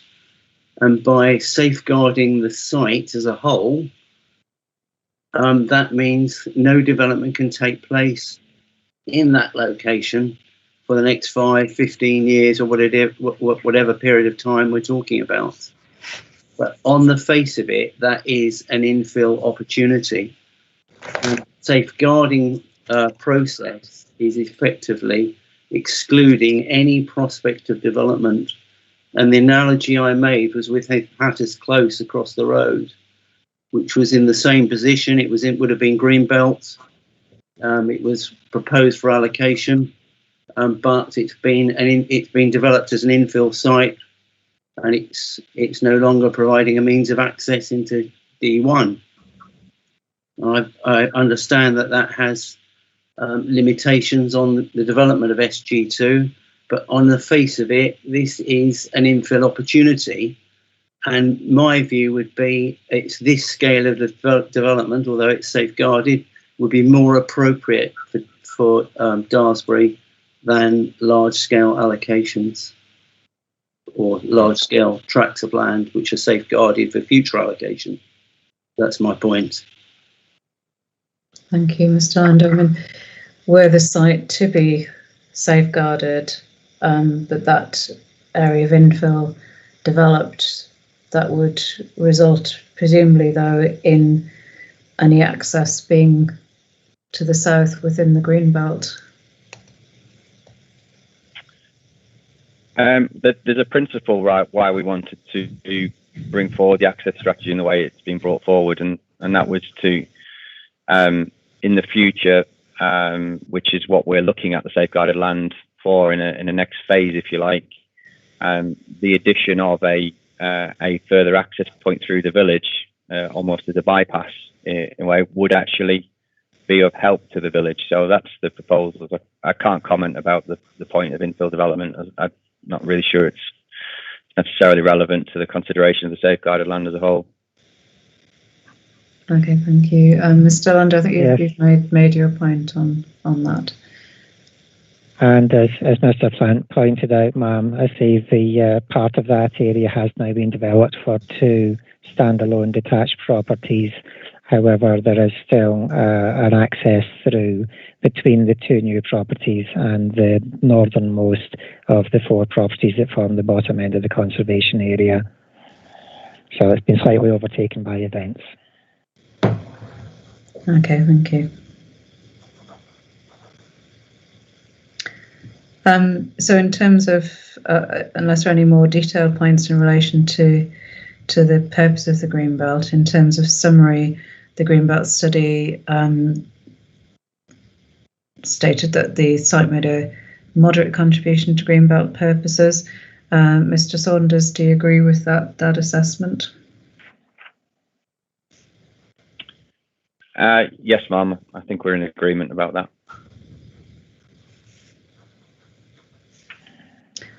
And just open that up to the participants. Do they agree that the site makes a moderate contribution to Greenbelt purposes?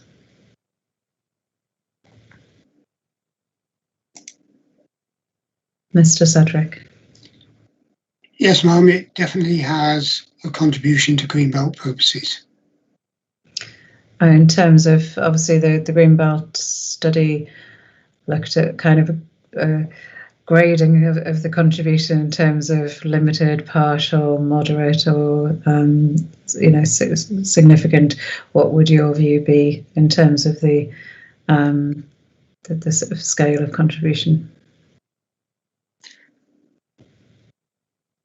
I'd be minded to say it was more than moderate, in that it is part of the open countryside on that edge of the Greenbelt, separating development from Warrington, where we understand they may be pushing the Greenbelt out this way. I think that the contribution to the openness of the Greenbelt is significant. So therefore it's more than moderate.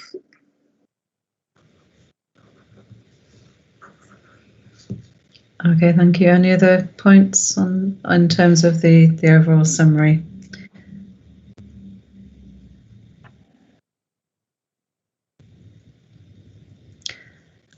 Just to pick up a point raised, and this is a question for Mr. Cross.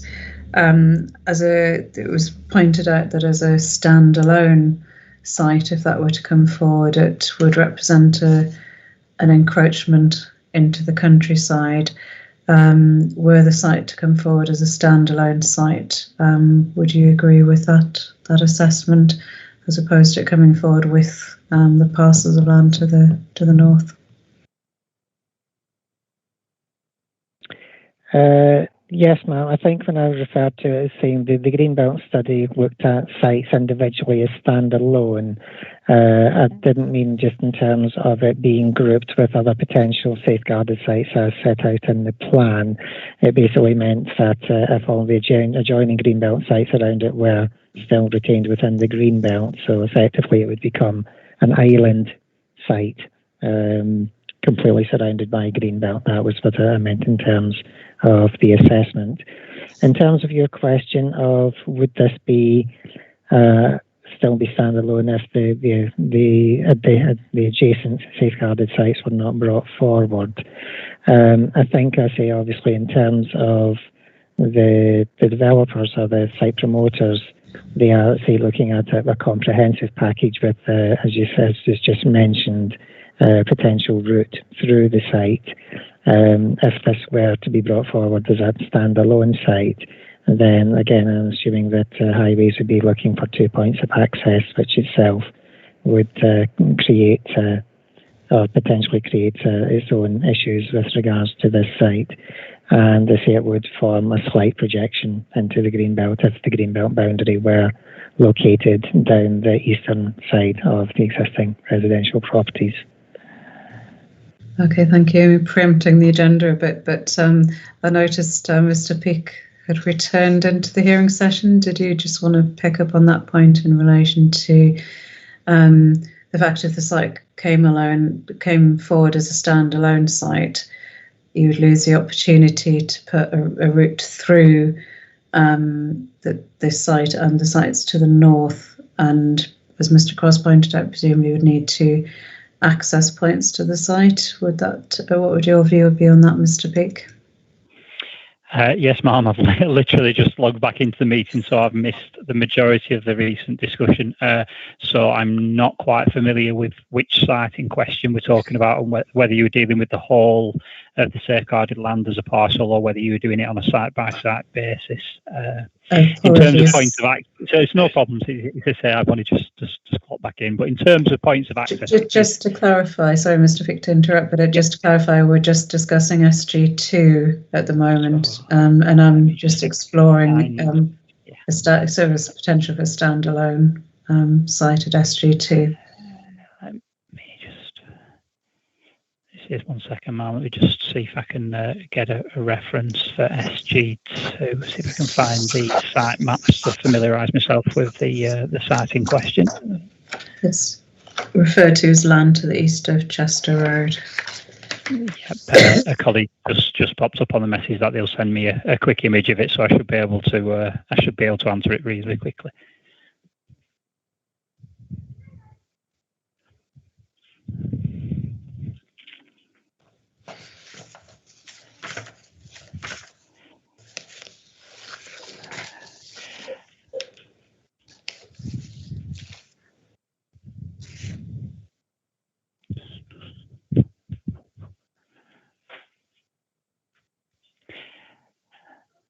If I could check with Mr. Cross, I'm looking at a map reference of S09, is that correct?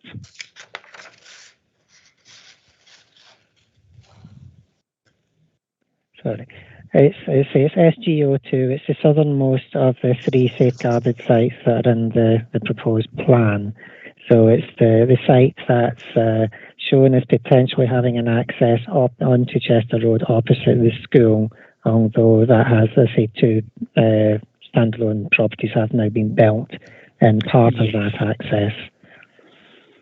Yes, I'm familiar with that site. As I say, Manual for Street sort of suggests that inclusion and extension to site boundaries should be undertaken by development. So if, for example, the land came through as safeguarded for the whole parcel, if the plan was adopted in its current state, then we'd look to secure cross connections between the sites to ensure that permeability were there in the future. I'm not sure whether that answers your question, ma'am. I'm quite happy to go into more detail if required. Sorry, I think that obviously you came in late to the discussions. I don't think you picked up the particular point, but the point being that if all of the safeguarded land as proposed came forward, there would be the opportunity to put a route through the site. So there would be 2 points of access from Chester Road and heading through to Daresbury Lane.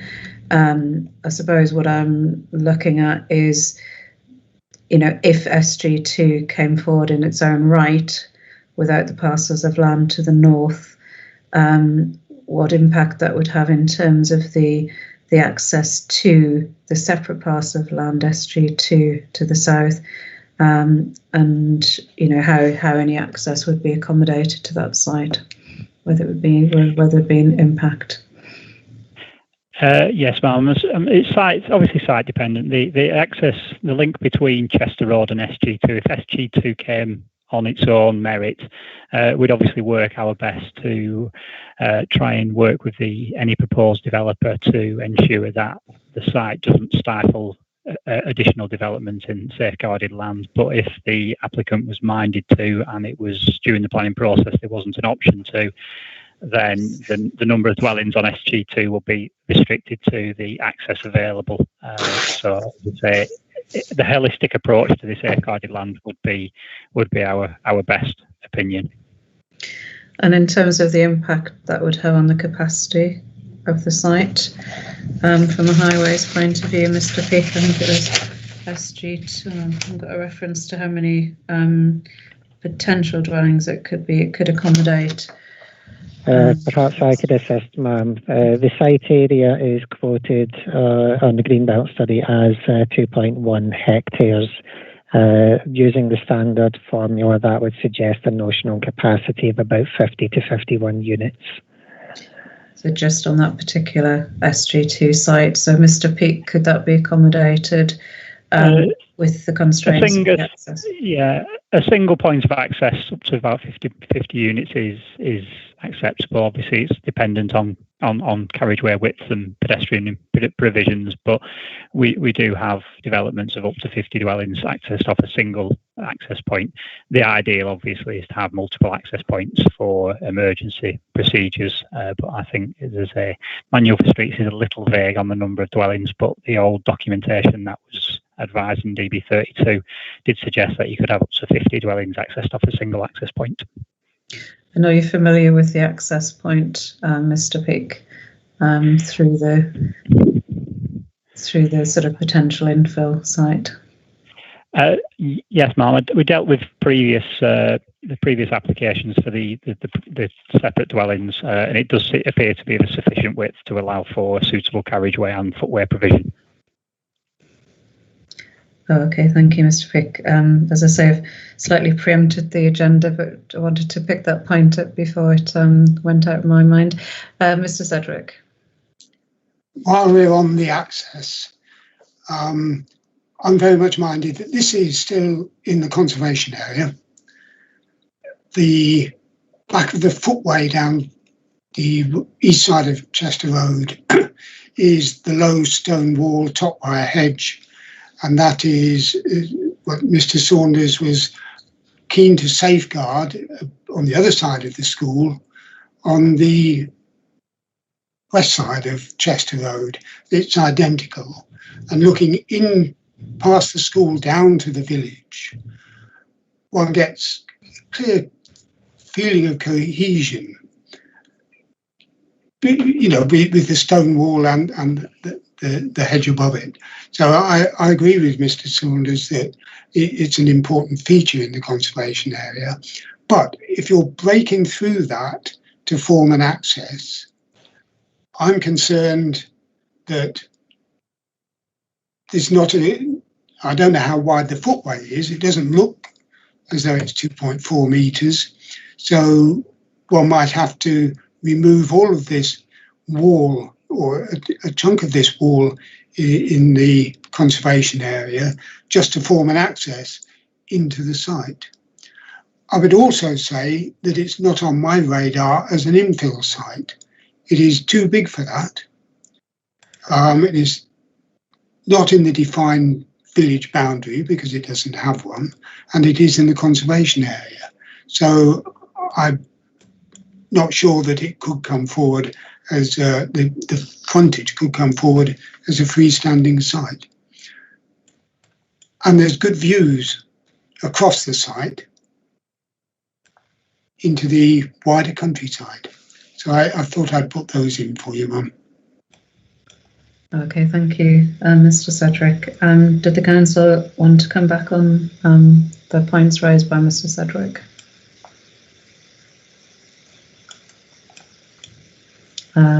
Possibly just to say that the section of the site that's within the conservation area is the frontage area that was referenced by Mr. Landor, and about 80% of that has been developed by the two properties. So whilst you're saying it's not available as an infill site, that's because it has been developed largely as an infill site. Thank you. Mr. Saunders? Thank you, Ma'am. Mr. Cross has clarified that point, but just to obviously assist, yeah, the information provided in that plan does predate the infilling already taken place. What we're looking at and what I'm assured of is we have at least 10 metres gap now, which could facilitate a perfectly designed access point through, meeting the necessary standards. So we're assured that we can create access at that point. And the second thing in relation to the wall, obviously there is an access point already through to the field or the gate. Yes, we would need to maybe look at how the remainder of that wall was dealt with and its loss and the impact of that. But the extent of that frontage that would be lost would also be small anyway, noting that the infillings happened on the north side of the site. So we think these are manageable points. Okay, thank you. Just to return to the agenda and Greenbelt purposes, I think we've probably, have we covered what the effect of potential development on the safeguarded site have on the purposes of the Greenbelt? Are there any other particular points that anyone wishes to make? Kind of a lot of overlap in terms of the contribution of the site to the Greenbelt.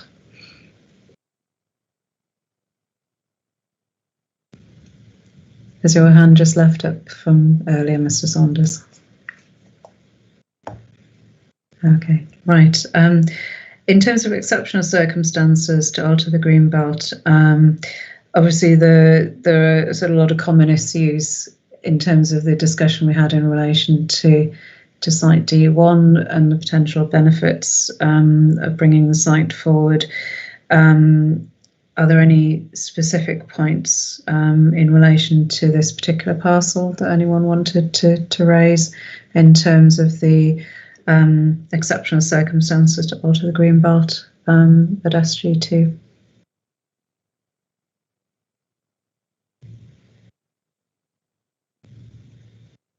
No. Right.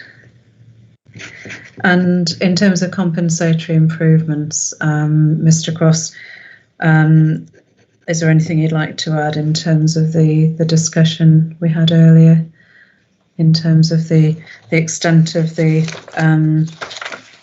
ownership of the land and potential for compensatory improvements? Oh, ma'am, I think you pretty much just intimated it's a very similar situation to D1. The landowner has extensive land holdings within the area. There is potential for creation of strong defensible boundaries within the site, and there's obviously opportunity for compensatory improvements off-site if necessary. Okay, thank you. Does anyone else have any other points in relation to compensatory improvements that weren't touched on in relation to other sites?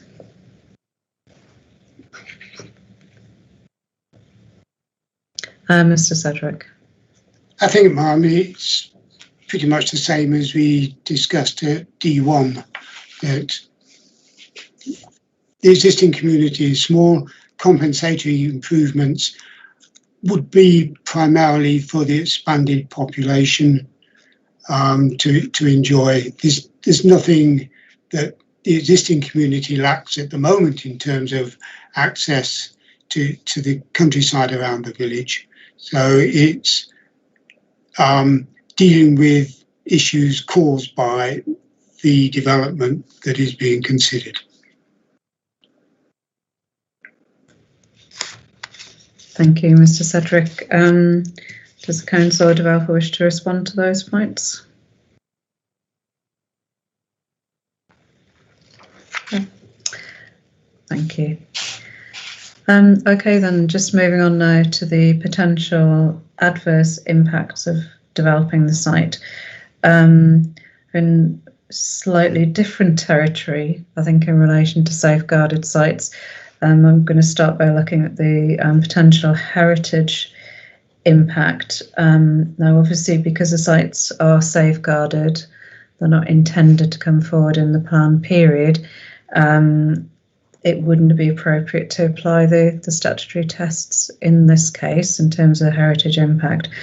However, it is appropriate to look at the potential issues which may arise from the development of these sites, and on that basis, I would just like the council to sort of set out the position in relation to the potential impact of the site on listed buildings. To start with, I'm conscious the safeguarded sites were covered in the heritage impact assessment, and I obviously appreciate that the sites aren't allocated for development at the moment, but in terms of the potential issues which may arise and the potential to impact on listed buildings, it would be useful just to have a general discussion around that. Thank you, Mr. Cross.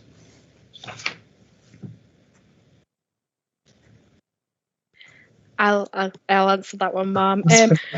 With regards to the impact on listed buildings, the assessment that was undertaken, which is in the evidence library, didn't actually identify any listed buildings that would be impacted because they didn't fall within the 150-metre buffer that was set out within the methodology. Would you like me to move on to the conservation area? Yes, Yep.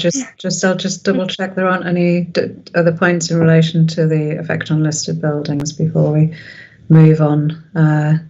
Does anyone disagree with the council's conclusion there?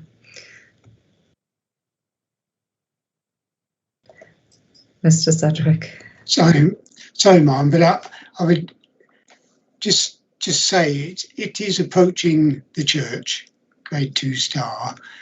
I'm not convinced that a standard distance of 150 metres means very much when one's considering heritage buildings and their setting. So it's just I'm not saying it would have an impact. I'm just saying I'm not convinced by the methodology. Okay, point taken, Mr. Sedgwick, but having raised that matter, Mr. Sedgwick, I'm now going to put you on the spot by saying, do you think it would have an impact on the setting of the church? From there's a meadow, which is SG4.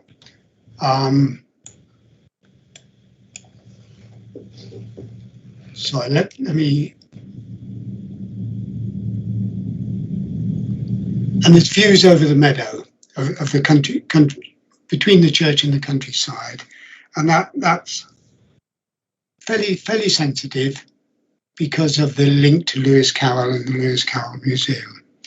But the real impact would be from SG4, which of course is much closer to the church.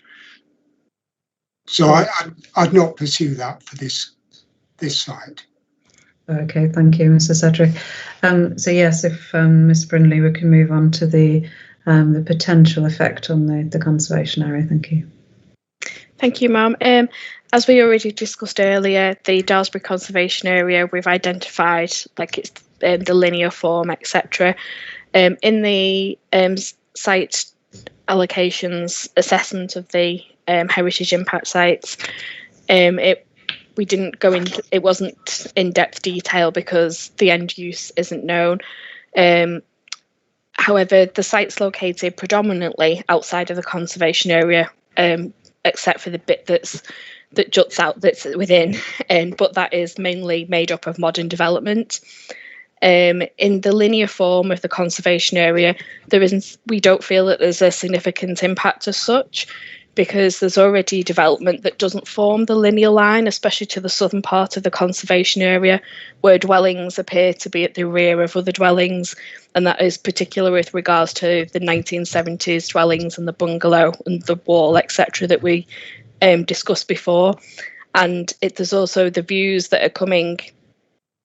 The view as you're entering the conservation area along Chester Road, it's development behind as such. It's going to be affecting the views of the people within the conservation area looking out, rather than the views of the people looking into the conservation area, because the development, should it happen in the future, would be located behind such development. That makes sense. I get what you mean. It's difficult to describe. And you pointed out development to the rear, and obviously I know it's on the site visit. Is it Village Farm, which seems it's obviously a historical farm, which presumably the extent of the curtilage of the farm extended back to the degree at which it has, which kind of results in a bit of an intrusion into the countryside there. Mm-hmm. That's correct, Ma'am. Okay. Thank you for that assessment. In terms of the council's assessment, are there any contrary views to that in terms of the effect of the particular SG2 site on the conservation area and the linear nature of the conservation area. Mr. Cedric. I must admit I find it a bit difficult trying to separate SG2 and SG4 because they are part of the same proposal.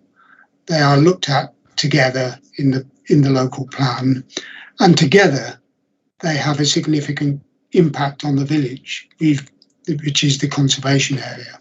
We've talked about the prospect of a new road running through those two safeguarded sites.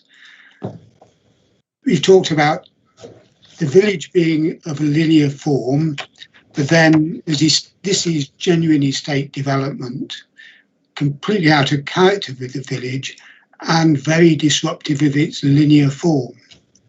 So I think there is a severe impact on the conservation area.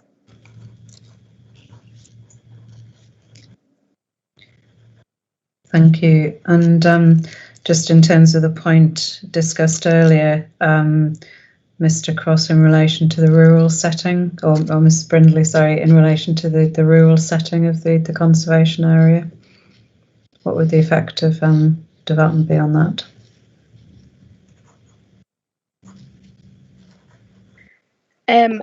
Again, I think due to its rural location setting, it is within. It's sort of located to the east of the existing conservation area, and there is already that built line, how boundary within the green belt for the development there. And I think, as it's, again, when we mentioned the views just of it would be the people looking out rather than the people looking in, affecting the rural impact on that. Okay, thank you. Mr. Saunders. Thank you, Ma'am. Could I just check you can hear me okay? I've had to change the technology. My headset's run out. Is that okay? Yeah. I can still hear you. Yeah. I think drawing it into a conclusion that we've reached, the site doesn't affect any of the significant architecture, let's say at the core of the conservation area. It won't affect views along Chester Roads, which is what you get the perception of a linear village from, and a linear nature of village from. And the resultant loss in agricultural rural setting is minor, because there's still going to be significant amounts of fields around the boundaries further out of the village. So I think to draw it into a conclusion of where we are, the significance of the change is negligible. The heritage asset, as I've mentioned earlier, is medium, and therefore we consider it to have a neutral impact overall on the conservation area as a whole. Thank you, Mr. Cross. And just looking at my photos when I was on site, what about the approach from along Chester Road from the south in terms of obviously it's a linear settlement, but what about the effect of the sort of any depth of development, so that creation of extra depth of development on the linear character of the settlement? I'll start with Miss Brindley or Mr. Cross. Yes, thank you, ma'am. I'll maybe deal with the first stab at that. Obviously, as you say, as you're coming into the village from Chester Road, let's say you do have the low wall with the fence and the views over the field, which does basically then you're then greeted with the first two properties, which you say the first property is actually fronting on, that you can see us fronting on to Chester Road, and the second property that you can see is the backland development behind the second property. There is quite substantial hedgerows and wooded area behind. I'm quite sure, say, in terms of the development, we did talk about the creation of a strong green belt boundary, and if it was considered that there would be detrimental impact to the conservation area of being able to see some additional housing, basically to behind the existing housing, then appropriate screening could be provided. I think, whenever you're coming into the village, particularly if you're driving, you are coming into an area which, as the bus company has kindly indicated, is they see as a risk area. So your attention is drawn more to the fact you have the narrow road and the prevalence at the moment of parked cars. So we think that the additional depth to the housing in that location, it could be noticeable in certain points of your approach, but we don't think it would be dominant or domineering. So we don't think it has a major detrimental impact on the conservation area of the village. And as mentioned previously, the current properties as you come into the village, which while are in the conservation area, have very little architectural merit or any character merit. So again, we don't see the impact there being overly detrimental. Okay, thank you, Mr. Sedgwick. What we're looking at is something that's twice the depth of the existing boundary at that end of the village. So there is going to be a significant loss of openness, an increase. Well, it could never be looked at as a linear village again with that sort of development on it. And of course, it's not just the road that it's seen from. There's a very popular public footpath down the southern boundary of SG2 and along its eastern boundary, and then following on along SG4. So it's a very popular footpath for recreation and taking the dog out for an airing. And at the moment it's separated from the linear village by fields. That will no longer be the case.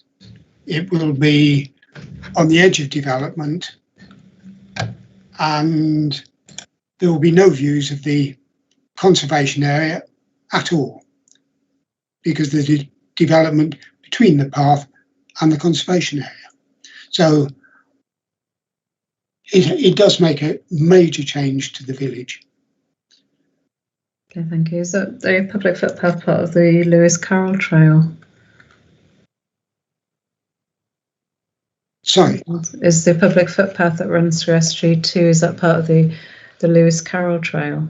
It is, yes. Okay, thank you. Mr. Landor.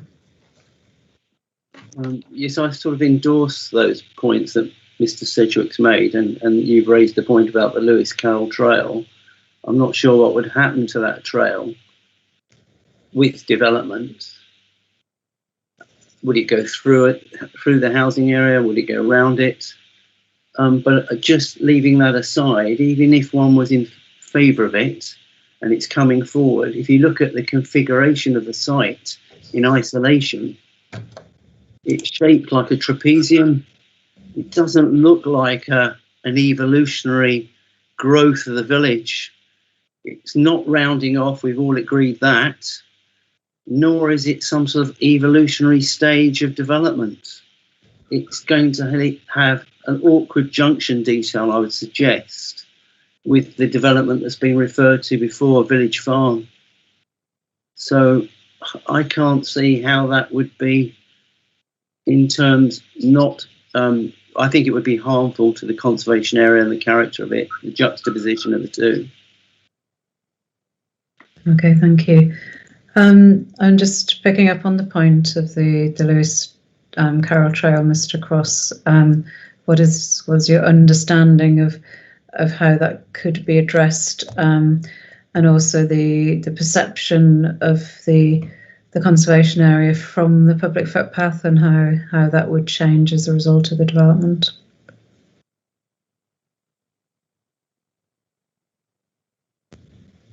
Mr. Cross, that was a question for you. Yeah, sorry, ma'am. I was just trying to find the map showing the Lewis Carroll Trail.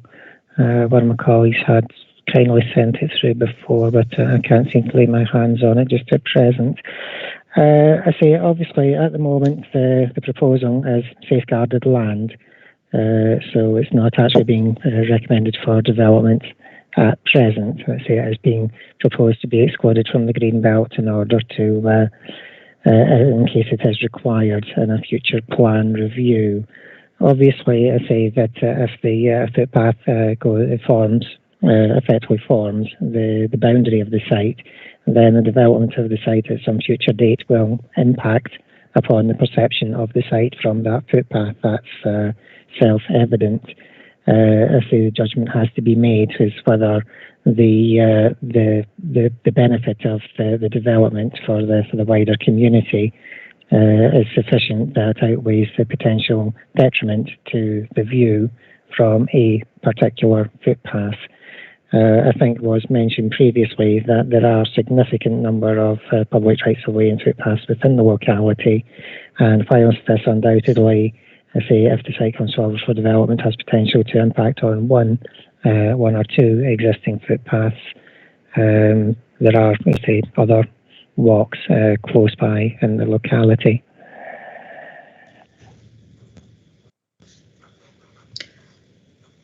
Thank you.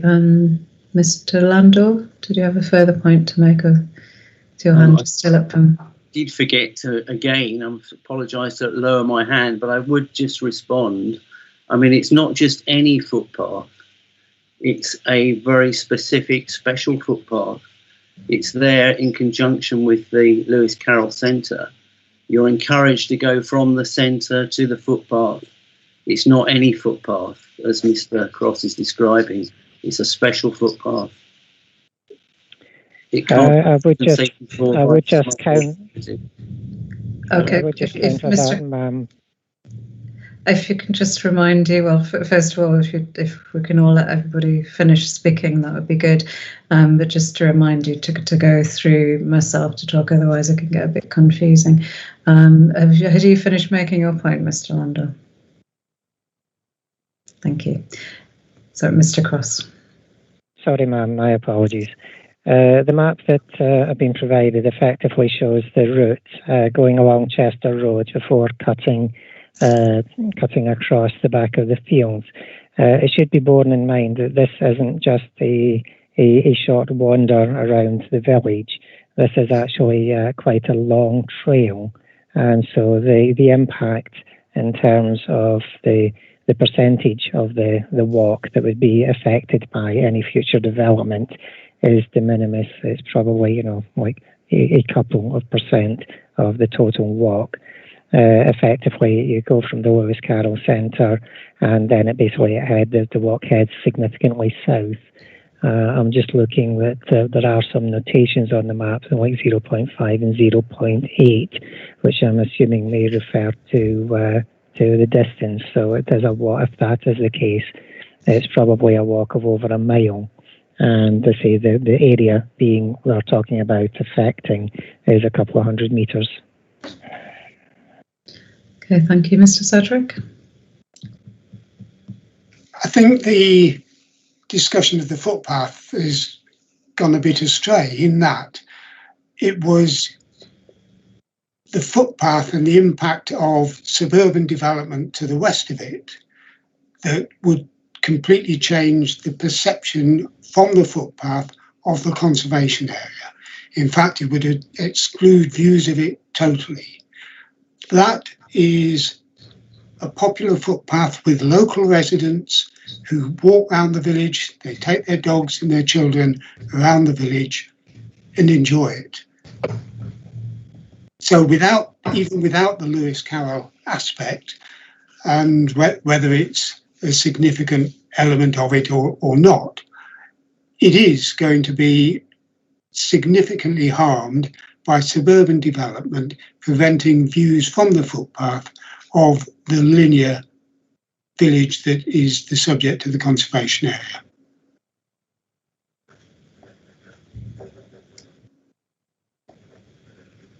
Thank you, Mr. Sedgwick. Does the Council or Mr. Saunders wish to respond to that point?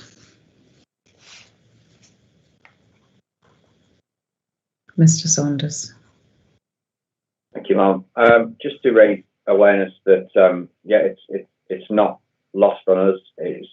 You'll see from the vision documentation submitted in original representations, we've referred to the fact that Lewis Carroll Trail is an important component of our scheme going forward.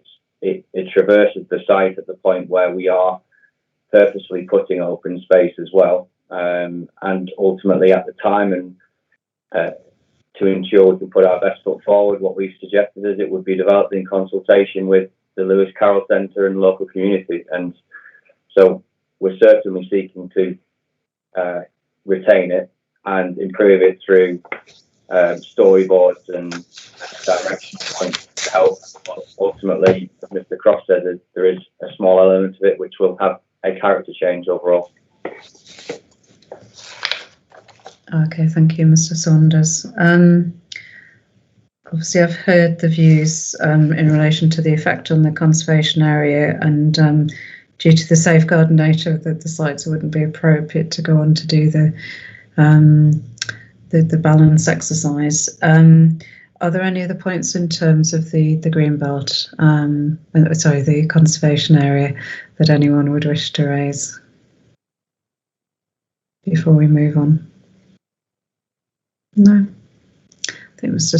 Saunders' your hand is still up from previously. Just in terms of other constraints then,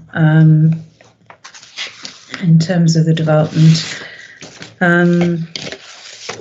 again, sites in flood zone 1, grade 2 agricultural land and ground source protection zone 2 and 3, and I'm assuming there'd be a similar response from the council in terms of those constraints on the site, or potential constraints, as to do. Yes, ma'am. Potential habitat within the trees and hedges to the field boundaries, obviously, and the potential to improve those through any master planning scheme or landscaping scheme. Would I assume, from the developer's perspective and the council, be a similar approach to D1, just to expedite matters?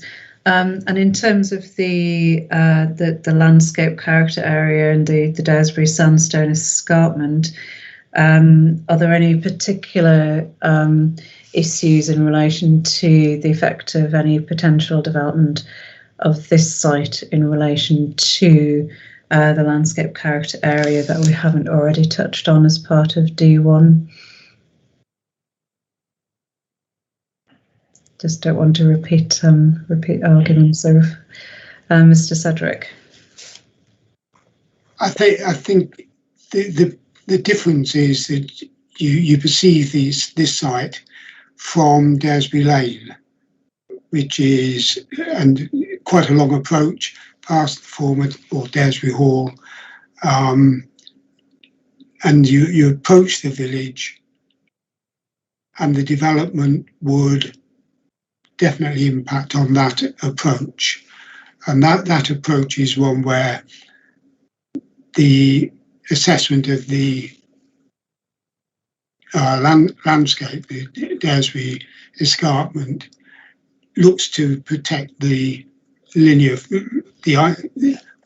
form of settlement and isolated farms, rather than introduce suburban development. Okay, thank you, Mr. Cedric. Any response to that from the council or from Mr. Saunders, in terms of how the development of that site would affect the perception of the village as a linear settlement?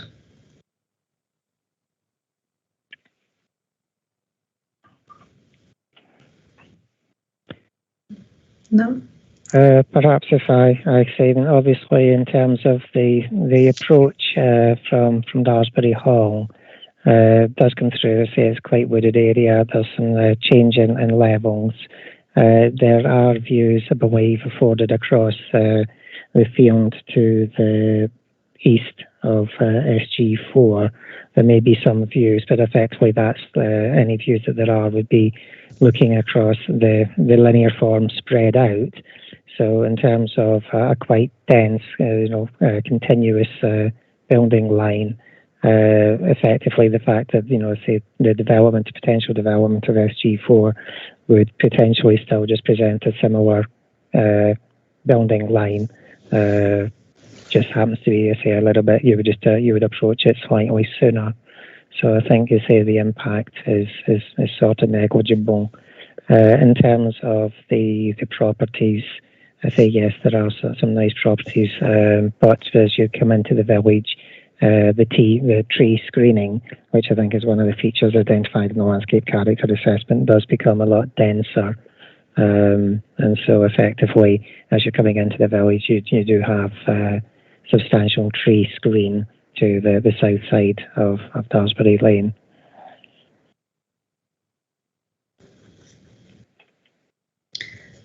Mr. Sedgwick, in terms of the point Mr. Cross has raised there, and the sort of quite heavy screening approaching from Daresbury Lane,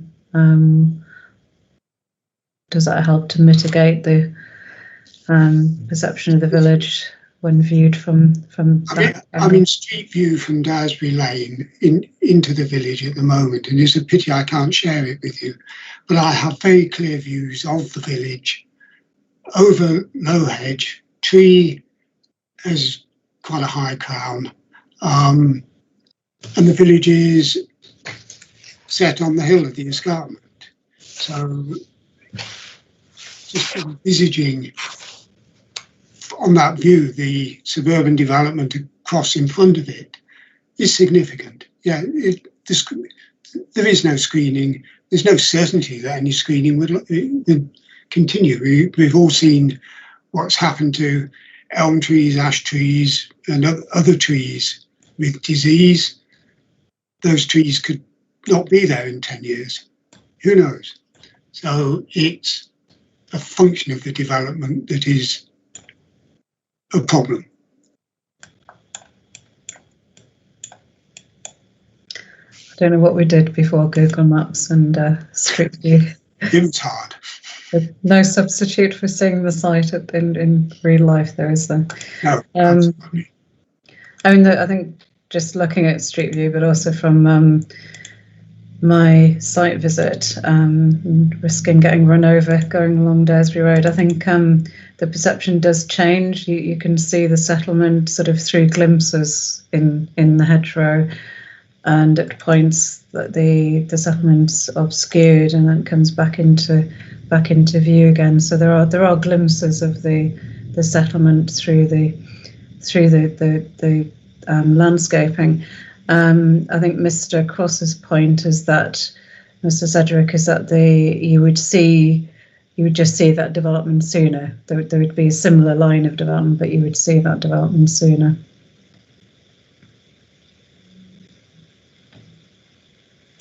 You would definitely see it sooner, but it's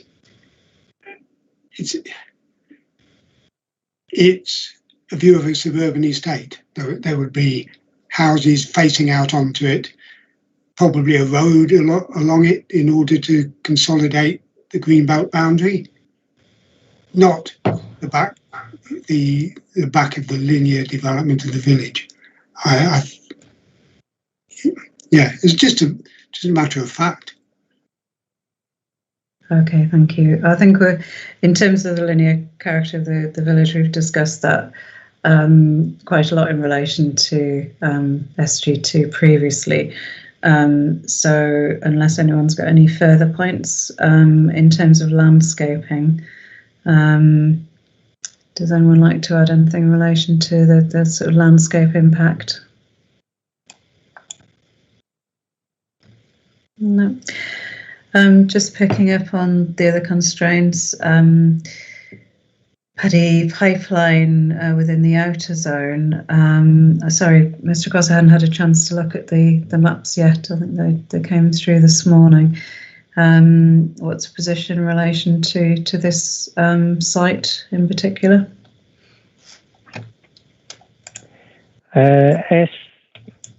SG4 does lie quite firmly within the outer zone for the pipeline. But I say in terms of HSE approach, I say a limited number of development is acceptable within that area. From memory, I'm trying to think if it's a hydrogen pipeline. Mr. Plant probably would have more details on the particular installation and the particular concerns.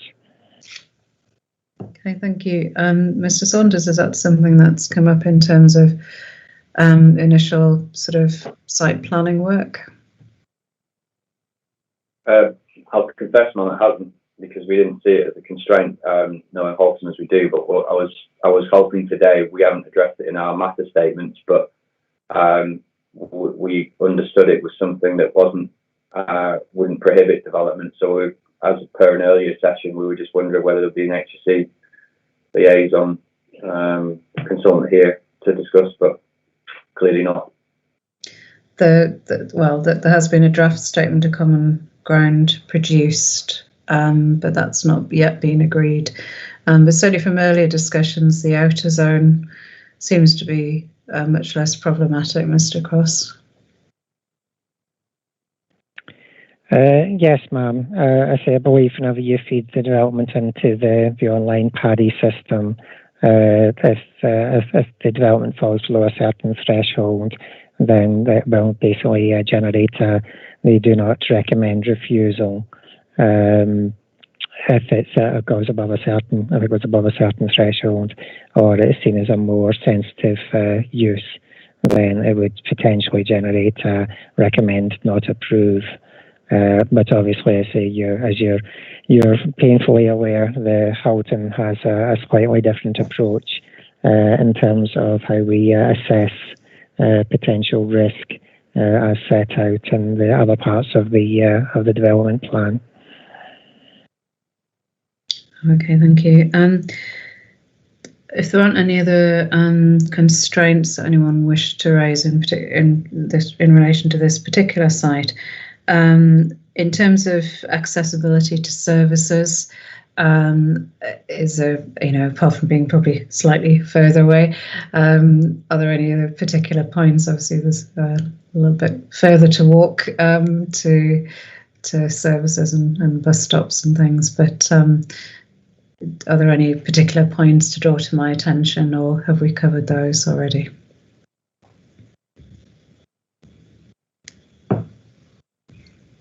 I'll take silence as a no. And in terms of the access, I mean, obviously we've discussed the potential benefit of the access through the site. And if Mr. Peake is still here, I'm very impressed with your stamina, Mr. Peake. In terms of the potential, just to potentially isolate this site, would there be any implications in terms of the site coming forward in its own right onto Daresbury Lane, and any particular impact on Daresbury Lane?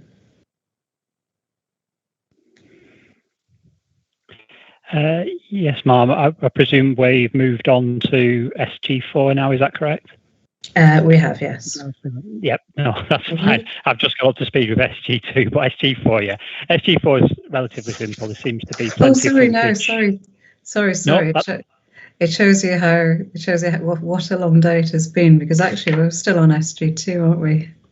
Okay, ma'am. Then I'm even happier to discuss SG2 if that's okay. Well, I think we've probably discussed SG2 in relation to the access, because I brought that discussion forward, didn't I? Yeah, you did bring it forward. I've had a very quick opportunity whilst you've been speaking to have a remind myself of the access location. Where it would feed into is opposite the school, is the junction, but it's currently protected by existing TROs.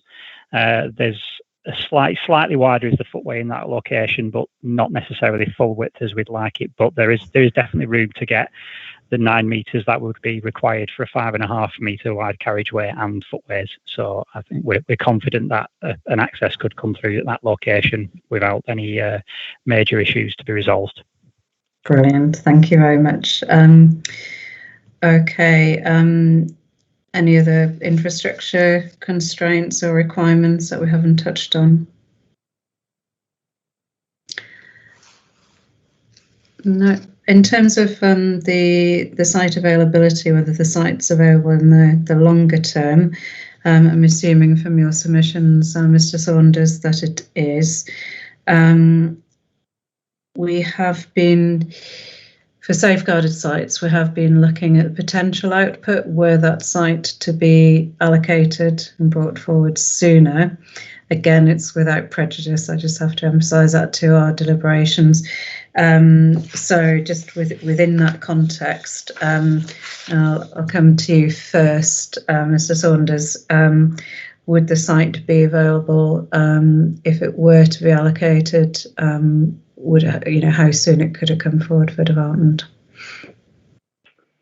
Yes, Mum, it is available immediately. I think the complicating factor is how I guess we presented both SG2 and SG4 as a composite, if you like. And obviously, I won't dwell too long on why, but ultimately you'll see from the master plans with the additional sports playing pitch and so on linked to the school. But if we were treating it as a standalone site, there's no impediment to the same start points really that we were talking about with D1.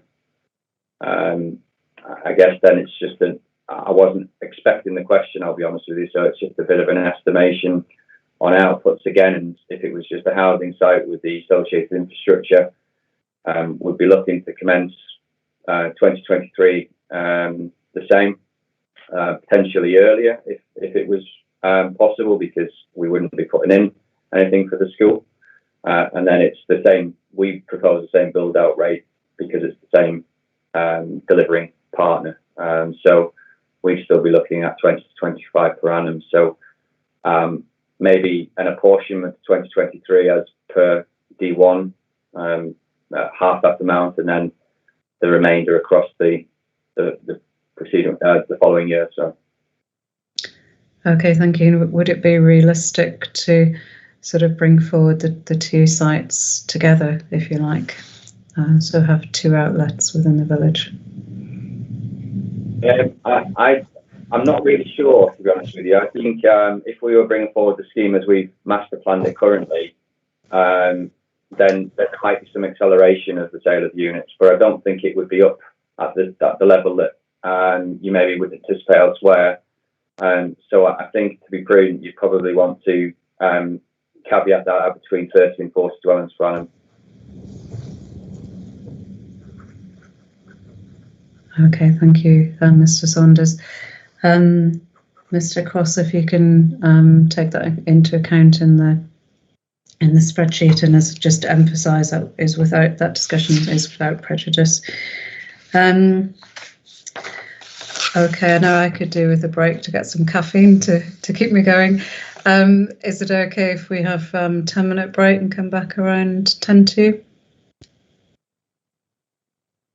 Okay, thank you. We'll see you then.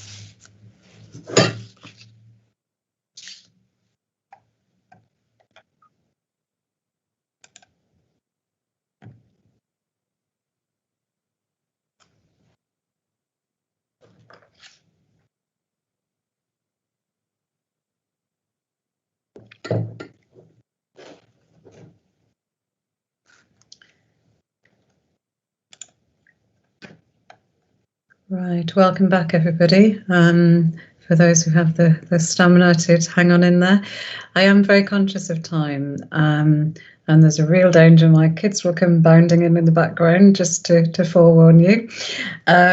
So what I propose to do in relation to the Greenbelt discussion, in my view, a lot of the issues in terms of the potential effect on the Greenbelt we've discussed in relation to SG2 are also pertinent to SG4 in terms of the development, the sort of Greenbelt boundary on that side of the village. So on that basis, if participants are happy to proceed on this basis, I'm going to ask a slightly different question. Mr. Cross, if you could just respond in terms of are there any particular issues in terms of the Greenbelt in relation to SG4 that you'd like to raise, which may be perhaps different to the discussion in relation to SG4? And obviously the site was considered to have a moderate contribution to Greenbelt purposes as per SG2.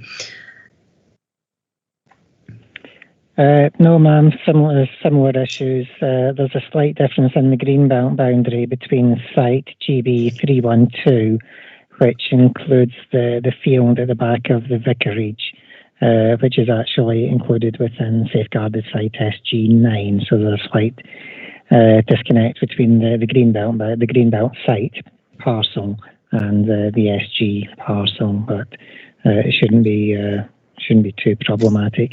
As you said, the main Greenbelt parcel GB312 assessed as having a moderate contribution. The easternmost boundary is assessed as being moderate. It's noted that it's made up of a continuous hedgerow, and I think there might be a field drain in that locality as well. As mentioned by other parties, the footpath that runs along the edge of the field, part of the Lewis Carroll Trail, access through a slightly overgrown landscape from Daresbury Lane. From the aerial photography, it appears that it is basically a footpath along, or the route along the field margin. But it's very similar issues to previous. And I say yes, the site is covered by the outer paddy consultation zone. Okay, thank you. I mean, in particular, in relation to the contribution which the site makes to Greenbelt purposes and the potential effect of development on the Greenbelt, do participants want to raise any particular issues in relation to this site in terms of Greenbelt purposes that are perhaps different from SG2? Excellent. That's fine, thank you.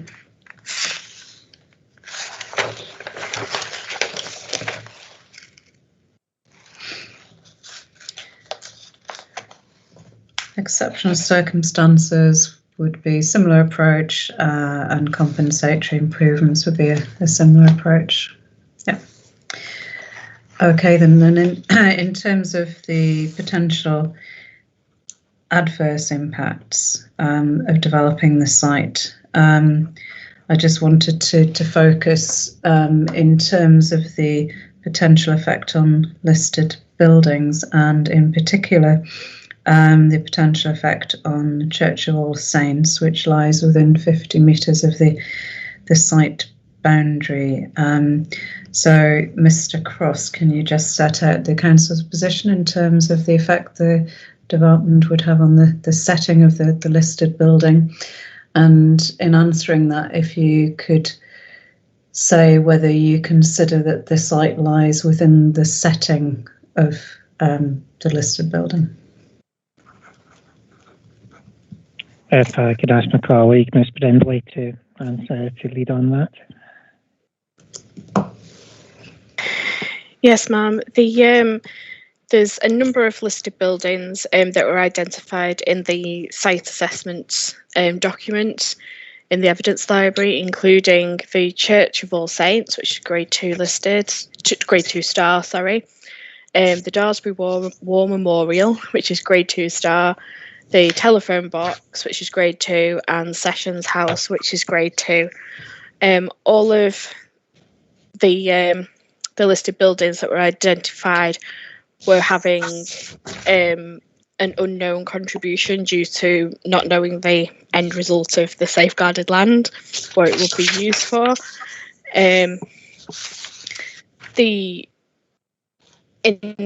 From an officer perspective, through looking at this without being a conservation specialist, the listed buildings identified in the documents don't potentially have any significance as being known at the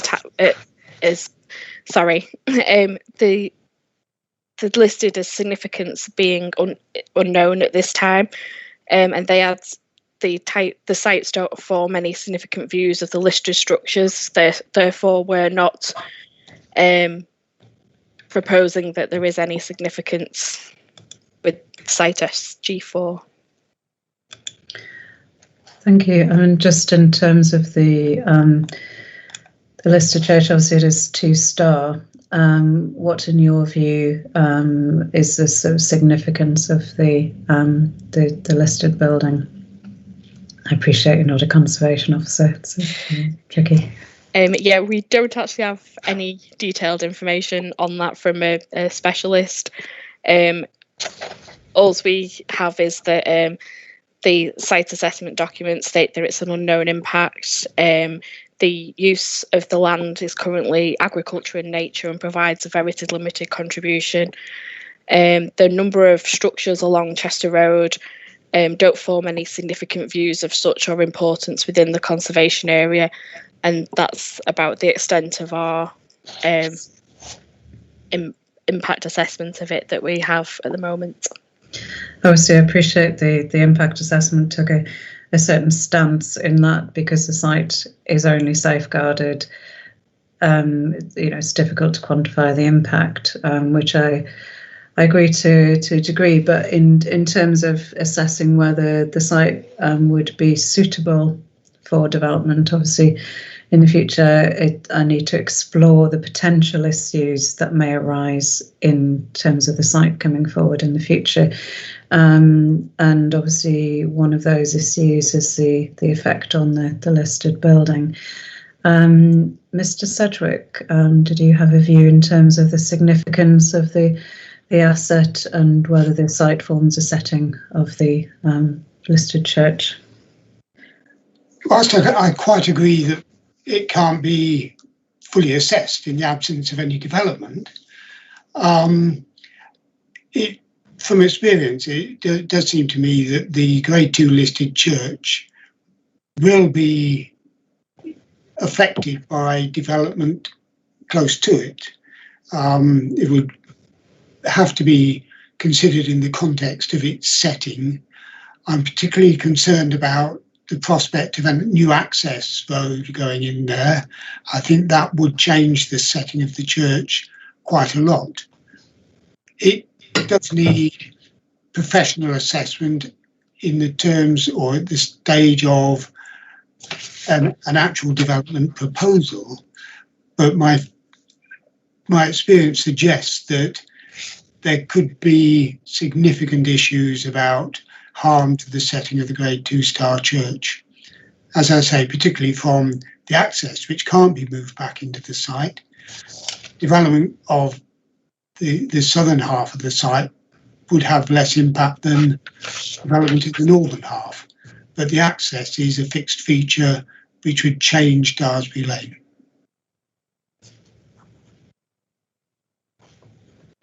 Thank you.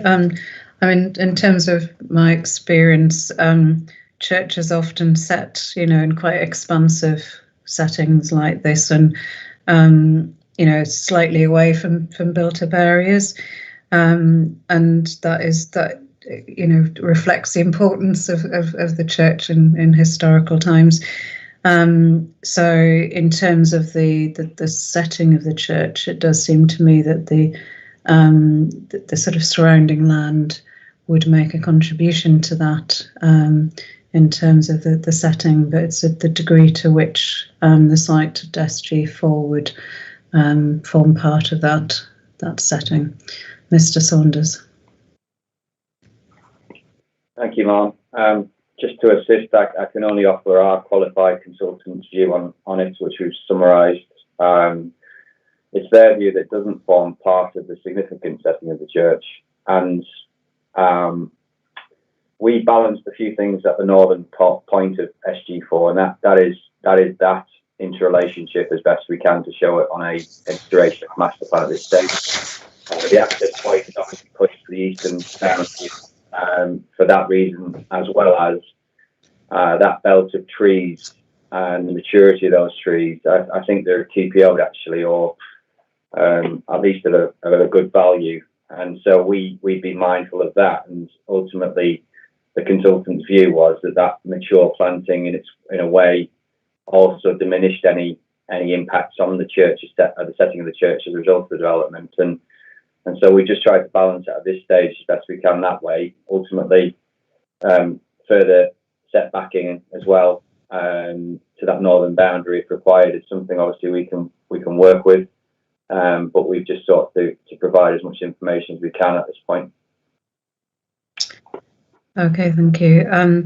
In terms of the issue of the setting, as obviously been the debate at many an inquiry, but obviously the physical surroundings of the structure are important, but also in terms of how the listed structure was experienced, and certainly from my site visit, it's the primary point at which the church is experienced is from Daresbury Lane. So just in terms of so my next question is how would the development change, or potential development change, how the church is experienced from Daresbury Lane? Starting with the council, please. Yes, ma'am. Perhaps I can contribute to this point. Obviously, you see, the church is a quite substantial feature. The tower isn't particularly tall, so it might not be as visible in the landscape as similar buildings. The views of the church are particularly limited by the extensive mature landscaping. In fact, as you come into the village from the A56, the overriding dominating feature is actually the car park for the Lewis Carroll Centre rather than the church itself. You can just about see the church tower peaking above the trees. Similarly, views from the north will be largely interrupted by the mature trees and wouldn't particularly be affected by the development of SG4. As you're coming into the village from Daresbury Lane, so if you're coming into the village from the east, then obviously the proposed release of SG4 is located on the other side of the road from the church, and as basically there's as mentioned, a strong mature tree belt that forms the northern boundary of the site, and obviously notwithstanding the need to potentially create an access through that, the majority of that would be retained. So, looking further afield in terms of access of views from the church, again from the south, either you have intervening development in the form of the village, or again, let's say from the trail that was mentioned, there will be some views of the church, basically sort of directly from the south, that will be interrupted. But they're probably quite limited in scope in terms of the number of views and the area that the church is actually visible at present, given the scale and the maturity of the existing vegetation. Okay, thank you. Again, I think in in the case of viewing the conservation area, as there tend to be glimpses of views of the church as you head down Daresbury Lane, come sort of into view and out of view, and well, certainly from my experience. So I guess wood development potentially, albeit on the other side of the road, but in the foreground of that, how would that affect the experience of the church, the listed structure? Again, ma'am, I feel that as you come into the village from Daresbury Lane, you reach the church and the vicarage, and basically at the same time. So you do feel that the church is part of the village as you enter the village from the east, isn't perceived as being standalone from the village. And I say the potential creation of some additional development on the southern side of Daresbury Lane would, not significantly alter the perception of, as you arrive in the village, you'd be aware of development basically on both sides of the road. Okay, thank you. I'd like to open up discussion on that in terms of the potential effect in the future on the setting of the church. Or any other points? Mr. Landau. Thank you, Ma'am. I think the principal impact of development on SG4 would actually be that northern boundary, as Mr. Saunders said, and as Mr. Cross said. I think that's where, obviously the approach from the car park's not really going to change. As you walk round the churchyard or the graveyard, that's not really going to change. The aspect which is going to change significantly, I think, because there is the footpath, the Lewis Carroll footpath, is going to be that northern boundary and that sort of sylvan quality, which is provided by the trees on the frontage of the site. And I don't see how those trees are going to be retained in the future if there's with a new access. They will be prejudiced. Obviously, some of them will have to go. Most of them will probably have to go in order to provide a visibility display into the site, the access road in itself. So the infrastructure is going to change the character of Daresbury Lane and the setting of the church in that immediate vicinity. There can't be any question about that, any doubt rather. Okay, thank you, Mr. Sedgwick. I agree. I think the impact is on that northern boundary of SD4, which is just across the road from the church and the church graveyard. It has got to have a harmful impact on the setting of the listed building, and forming an access, as Mr. Landau says, is going to take out a number of the mature trees. Mature trees or trees are not necessarily long-term in any event. The impact, the peace and quiet of the churchyard is going to be disrupted by a new access into an estate.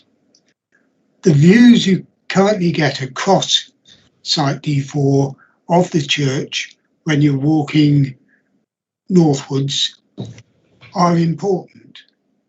It's an important way of experiencing the church, and that's what matters in making this sort of assessment. So I think there are very serious doubts that development as proposed could get over the fairly high barrier of harm to the setting of a Grade 2 star listed building. Okay, thank you, Mr. Sedgwick. In terms of the points raised, and obviously that there could be potential to set development back away from the setting of the listed church, Mr. Cross, but in terms of the point raised about the access and the felling of trees and the impact that would have potentially on the setting of the church. Again, I'm being advised by Mr. Peake that it's a 20-mile-an-hour zone, so the visibility displays would be less. As I say, I don't think anyone said that there wouldn't potentially have to be a break made in the tree line in order to accommodate an access. I think the suggestion that all the trees would have to be felled is patently not the case, and the provision of potential future development would provide the opportunity to potentially strengthen the tree cover in this location if that was deemed necessary. I would also comment that to say there is actually already the other two properties on the south side of Daresbury Lane access onto Daresbury Lane, and obviously the church car park accesses onto Daresbury Lane. Okay, thank you, Mr. Cross. And in relation to the point made about how the church is experiencing the sort of peace and quiet, if you like, of the setting of the church, and I suppose particularly churchyard in terms of the perception of the setting of the churchyard as well. What's your view on that, Mr. Cross? The scale of the sites proposed are comparatively modest in their totality, with, let's say, looking at two accesses. I say the level of traffic generation would be quite modest. We obviously, we have the church car park, the Lewis Carroll Centre, which is very substantial. We're advised today that parents are encouraged to use that for a drop-off location for the school. And obviously we have the Ring o' Bells pub located across the road. So there is a degree of traffic already within this locality. And as I say, obviously the church still manages to maintain a feeling of calm and a tranquil setting. Whilst to say there might be some additional traffic, we wouldn't see that as materially altering the perception of the church in terms of its quiet enjoyment, for lack of a better phrase. Thank you, Mr. Sedgwick. Anyway, I'm just, as a matter of fact, and I'm sure your photographs will show this, visibility display is definitely going to take out some mature trees because there's no footway on that side of the road. So to get any visibility display, the vegetation is going to have to be cut back. And that's just assuming that the highway works don't harm the root protection zones of the trees, which they may well do.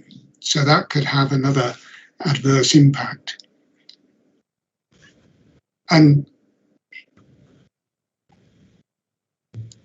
the traffic at the other end of Daresbury Lane is not significant in terms of the impact of development on this site.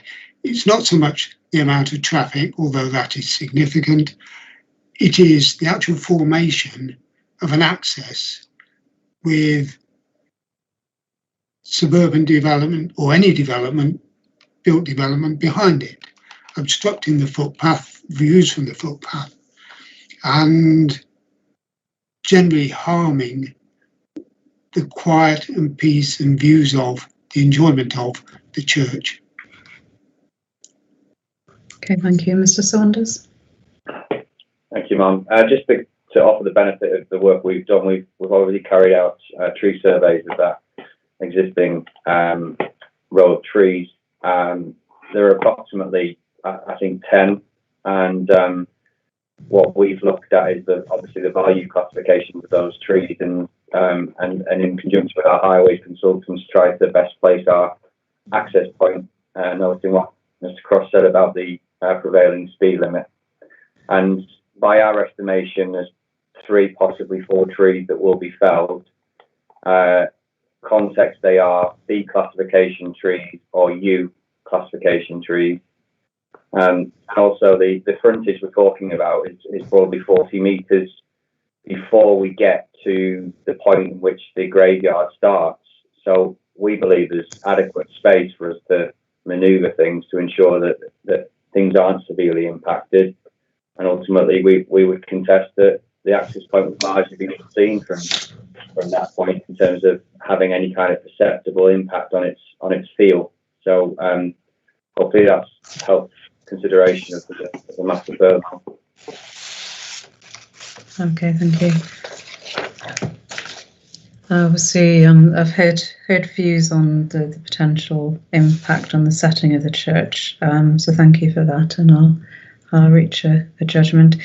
In terms of the potential impact on the conservation area, Mr. Cross or Miss Brindley, are there any specific points in relation to SG4 that haven't been covered?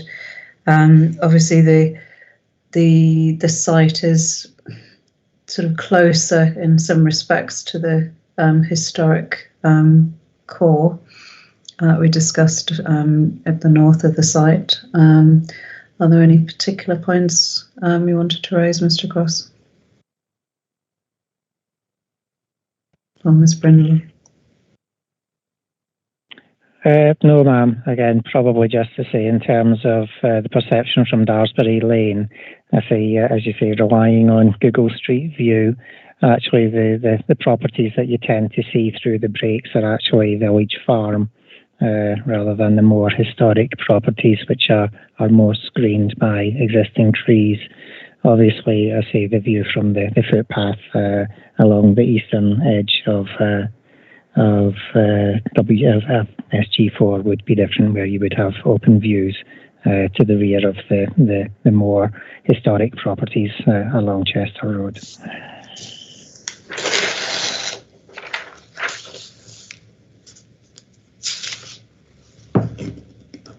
Yes, as discussed, it would be the perception from the public footpath along the edge of the site. Any other points in relation to that? Or obviously we've touched on the Lewis Carroll Trail as well. Obviously it would be probably more core part of the Lewis Carroll Trail leading from the centre. So sort of the first part of the trail which would be experienced, at least heading in that direction. How's that been taken into account? Again, ma'am, the map that I have before me shows the recommended route for the trail actually being along Chester Road rather than using the footpath or the public right-of-way along the field margin. The field margin doesn't appear to, it seems to be just that, a field margin, and no doubt is slightly more treacherous in inclement weather. So the development of the site at some future point does provide the opportunity to basically create a proper pedestrian route along that current field boundary.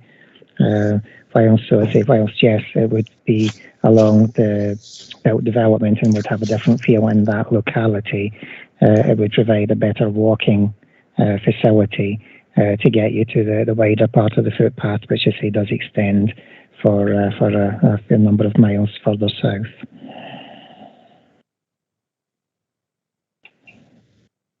Okay, thank you. Are there any other points in relation to the potential effect on the conservation area itself? Mr. Landau. Thank you, Ma'am. I've just, I have some sort of, I hear with sadness, really, the comments coming from the council regarding the impact on the Lewis Carroll Trail. I mean, I walked it on Sunday, actually, and in the sunshine across the field, it was just, you arrive at the venue, there's been considerable investment in the centre, and then you have this experience of walking across the fields. And then you're advised, the information you receive is that Lewis Carroll, his birthplace, was actually, the rectory was about 1.5 miles away from the site, and the family used to walk across the fields to from the rectory to the church. It's just that experience. Yes, you can divert a footpath. Yes, you can put some tarmac on it. Yes, you can put it behind a hedge. But look at what you're losing in terms of the heritage value of the site, and you can feel it as you walk there, as you walk the fields.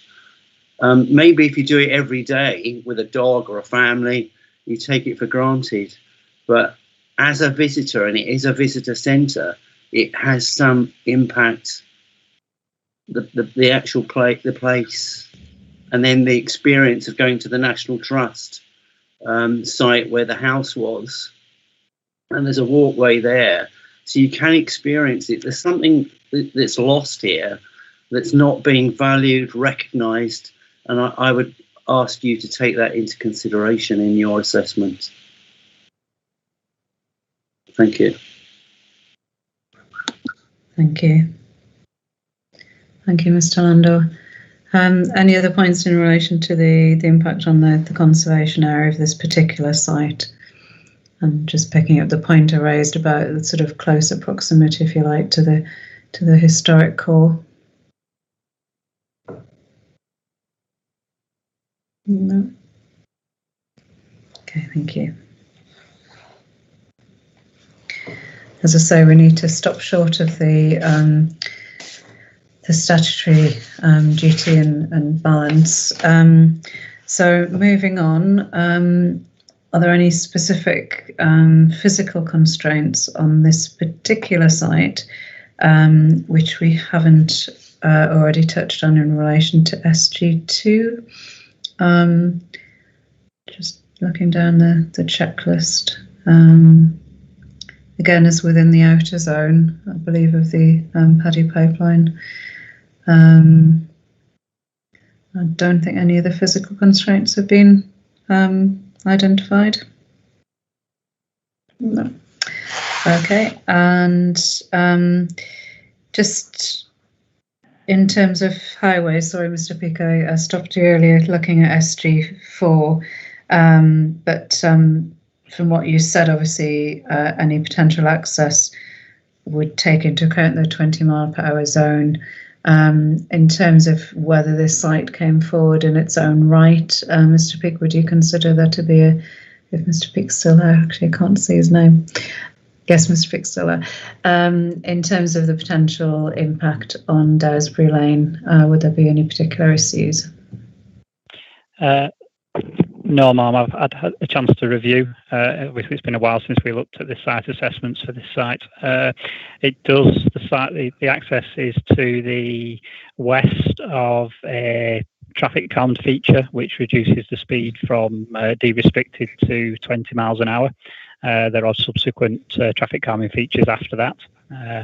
So it is feasible to have an access onto Daresbury Lane without causing any particular issues. The road actually does slightly widen towards the west of the site, possibly to accommodate the field gate that is in close proximity to the vicarage.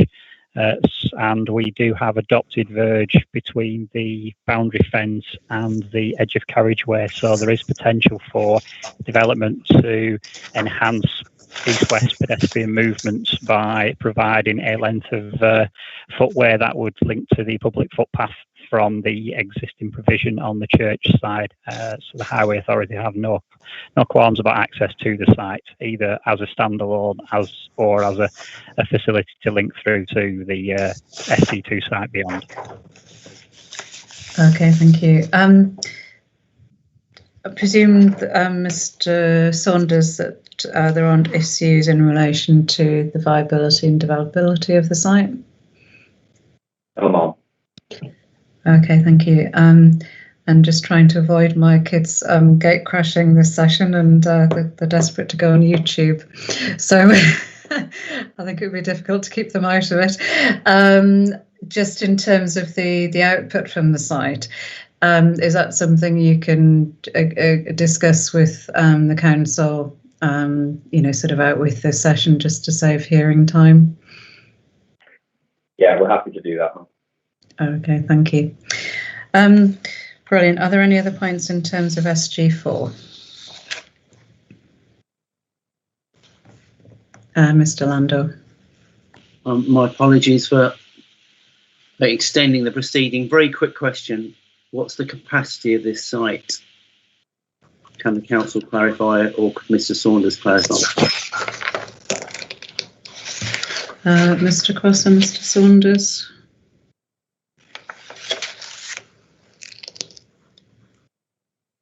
What is the official position, Mr. Cross?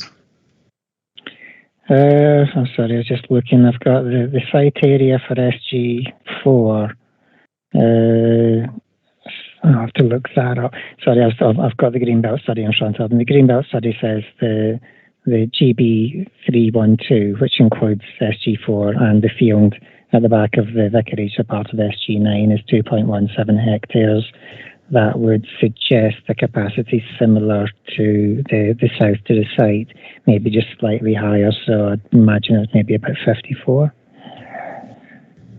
How does that sound, Mr. Saunders? Yeah, well, it's obviously we judge this as a combined SG2 SG4 proposition, but the parcels of land with SG4 we've identified approximately 42 on our master plan. Obviously, noting the extent of standoff at the northern boundary and the extent of standoff at the eastern boundary, which is significantly diminished the net developable area, I'd say in broad terms. Okay, thank you. I'll leave that for you to discuss with the council. Not too dissimilar in terms of the output. Just moving on to SG9, I am conscious of time. In terms of the Greenbelt assessment, again, it was concluded that development would have a moderate contribution to Greenbelt purposes. Is that right, Mr. Cross?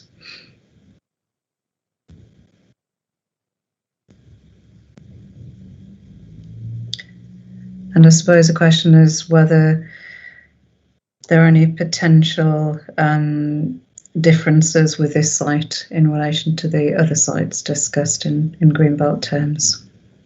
Yes, sorry, ma'am. The site was the parcel of land at the back, the field at the back of the Vicarage, was included within the previous Greenbelt parcel that we've just discussed.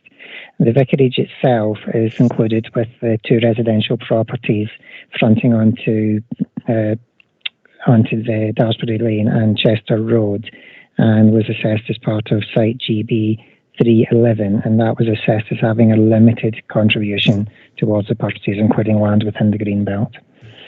So the back half moderate, the Vicarage itself is limited. Okay, thank you, Mr. Sedgwick. Thank you, Mark. I'm a bit confused about the proposal for SG9. It is not going to be safeguarded land just on its own. It's predicated by the village coming out of the Greenbelt. If the village comes out of the Greenbelt and we're looking at safeguarded land on the east side of the village, I can't see a Greenbelt boundary between SG9 and the village, the rest of the village. So I would have thought that SG9 would be included in the village where it's taken out of the Greenbelt. Therefore, it's not safeguarded land, and development would be controlled in terms of the conservation area and impact on the listed building and other material considerations.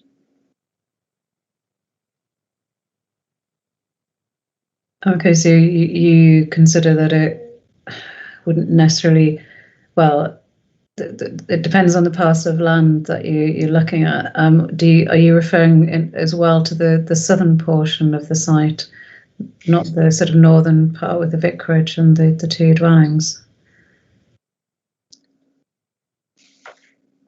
So SG9. Because there were two, Mr. Cross referred to two different Greenbelt parcels which are assessed. I'm just trying to clarify. Would it be the whole of SG9 you consider would be considered as part of the village, or just the? What I've got is site GB311.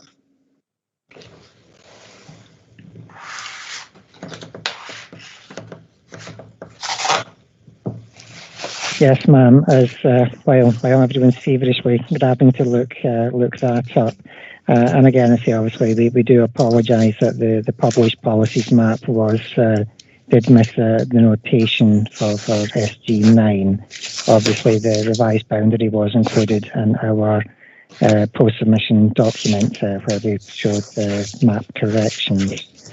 SG9 is made up of the vicarage and the field to the south of the vicarage, and there's a portion of the field behind Village Farm that sort of narrows down. So it's basically, it runs parallel but behind the field that was SG4. I say it was partially included within the Greenbelt assessment that we were discussing in relation to SG4, so GB312, but the vicarage itself was assessed as part of a parcel which also included residential properties on Chester Road, and I say that was assessed as having limited contribution towards the purposes of including land within the Greenbelt. Right, with that clarification, I can't see that the vicarage itself could be included in safeguarded land and not released from the Greenbelt as part of the village, because there's no boundary between the vicarage, no logical boundary between the vicarage and the rest of the village. If you're happy to proceed with SG9 as shown, that's fine, but I'm just confused at the thinking that's gone behind having the vicarage as part of safeguarded land. Okay. I know, Mr. Lando, this is probably a good point for you to come in. Thank you, Mum. I mean, that is precisely our point, actually. I don't understand why the vicarage is not part of the village, a primarily residential area.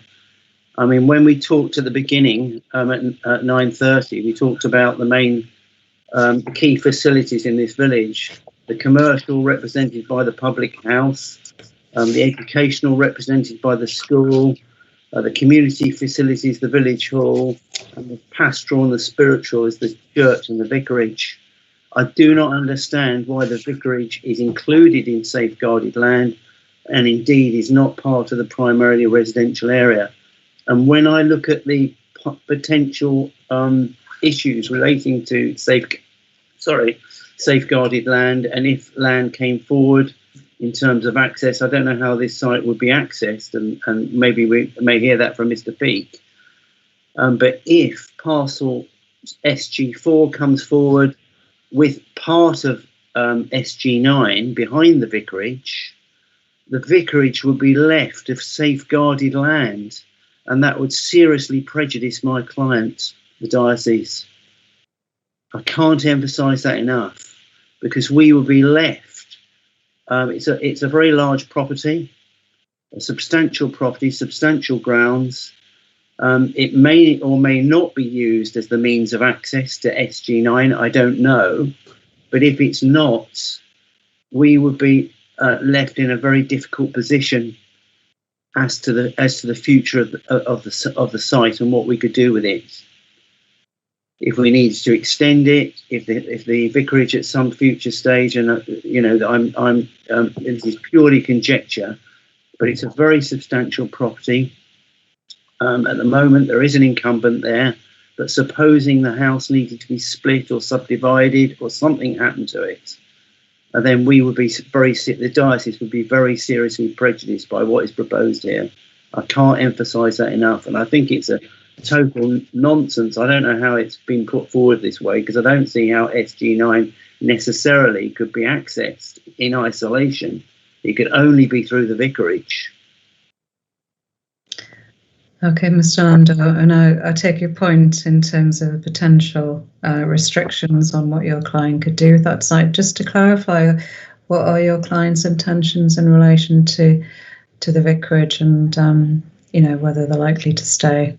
There are no intentions at all. I mean, I can't provide that. I've not consulted my client. In actual fact, so you know, I'm here on a voluntary basis. Because there are issues with finances. I made my submissions, and it was decided that I wouldn't be here actually today, but I decided I would be for them because I'm a retained consultant. I wanted to put over their point of view, and but I think this would be seriously detrimental to their interests in the future. I can't tell you what those plans are, but in any event, the vicarage is part of the village, and next to the vicarage is an office, a parish office. Why would you exclude it? What possible grounds? It's a total nonsense. So that's our position, but I did want to make those points today. That's really why I turned up, to be honest. And I hope I haven't taken up too much of your time in making other comments in the course of the day. So my apologies. No, that's okay, Mr. Lander. You've been very patient waiting to make this particular point. And Mr. Cross, can you see where Mr. Landor's client is coming from in relation to the vicarage site? Slightly, yes, ma'am. I say obviously Mr. Landor spent most of today arguing for enhanced protection, basically saying that the majority of the sites we've been working at should be retained within the green belt. Effectively, he's also commented that the vicarage occupies a very large parcel of land. He has commented that by having it as safeguarded land as opposed to having it as primarily residential, we're placing undue restriction upon his client's ability to redevelop the site or to reuse the site. Effectively, the thinking is simply that the site would be was proposed to be designated as safeguarded land, so that it would be protected from development until such time, or if a subsequent review of the plan concluded that the land or some land to the east of the village were required for development, which is obviously not the case that we're putting to you today. So it seems a little bit that we're arguing both ends against the middle here. That the council's acting inappropriately by seeking to take some land out of the green belt, but in seeking to take this particular site out of the green belt, but retain as safeguarded land, we're acting inappropriately because we're somehow constraining the development potential of the site that they may or may not want to develop. I'm a little confused. I suppose that the point being, and Mr. Landor can correct me if I'm wrong, if it is agreed that the sites are removed from the green belt, the assumption would be that the village would no longer be washed over by the green belt. Is that the case? And therefore, if that site is, if the development, if the village were not covered by the green belt, there would be scope for infill development. And I think the point raised by Mr. Landor is if it was identified for safeguarded land, it would remove that potential. Is that right, Mr. Landor? That's right. I have to say I'm slightly irritated by Mr. Cross's response. I'm not suggesting the council have acted inappropriately at all, and everything I've said today has been in good faith. But I am confused as to why the vicarage is not included as part of the village proper in terms of the primarily residential function. It is a residence, the vicarage. It's part of the village. I can't understand why it's been identified as safeguarded land. It's a developed site. It's previously developed land. That's what it says in their assessment of submissions.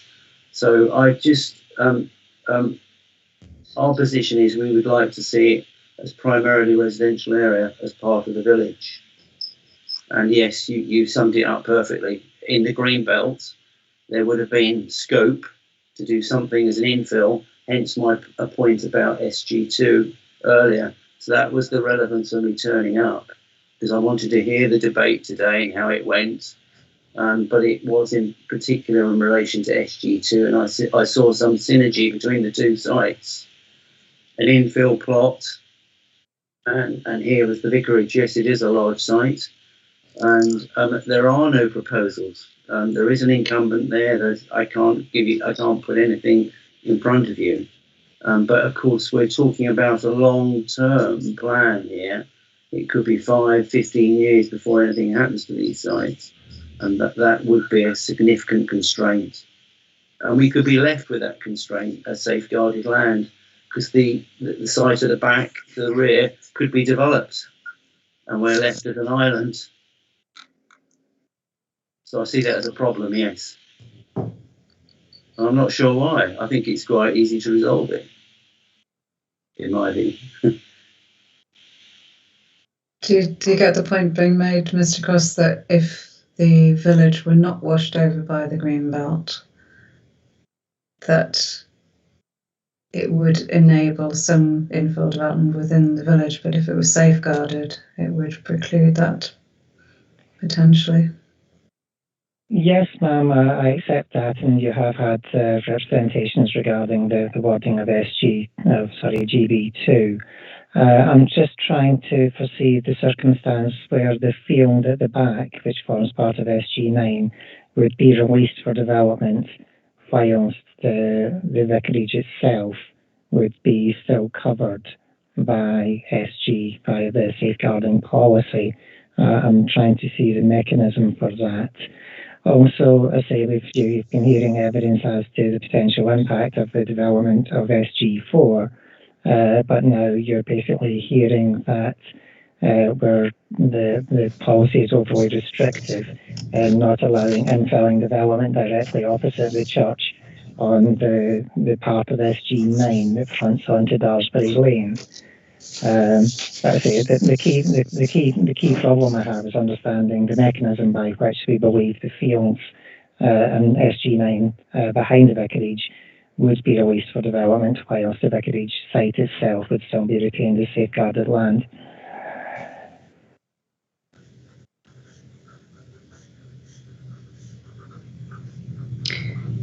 I suppose it's the intervening period, isn't it, between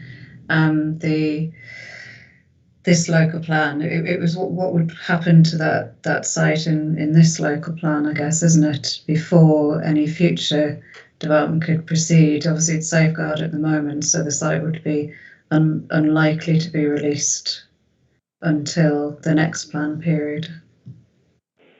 Yes, again, ma'am, and see, whilst we're not aware of any development proposals, obviously, for the vicarage, it does occupy an unusually large plot directly opposite the church, and so it was felt appropriate to exercise the same level of control in this plan as the adjacent site. That was the rationale for including it within safeguarded land.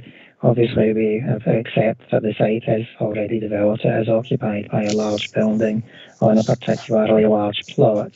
The plot itself definitely has the ability to accommodate, I would assume, 20 houses just looking at it in the aerial photograph.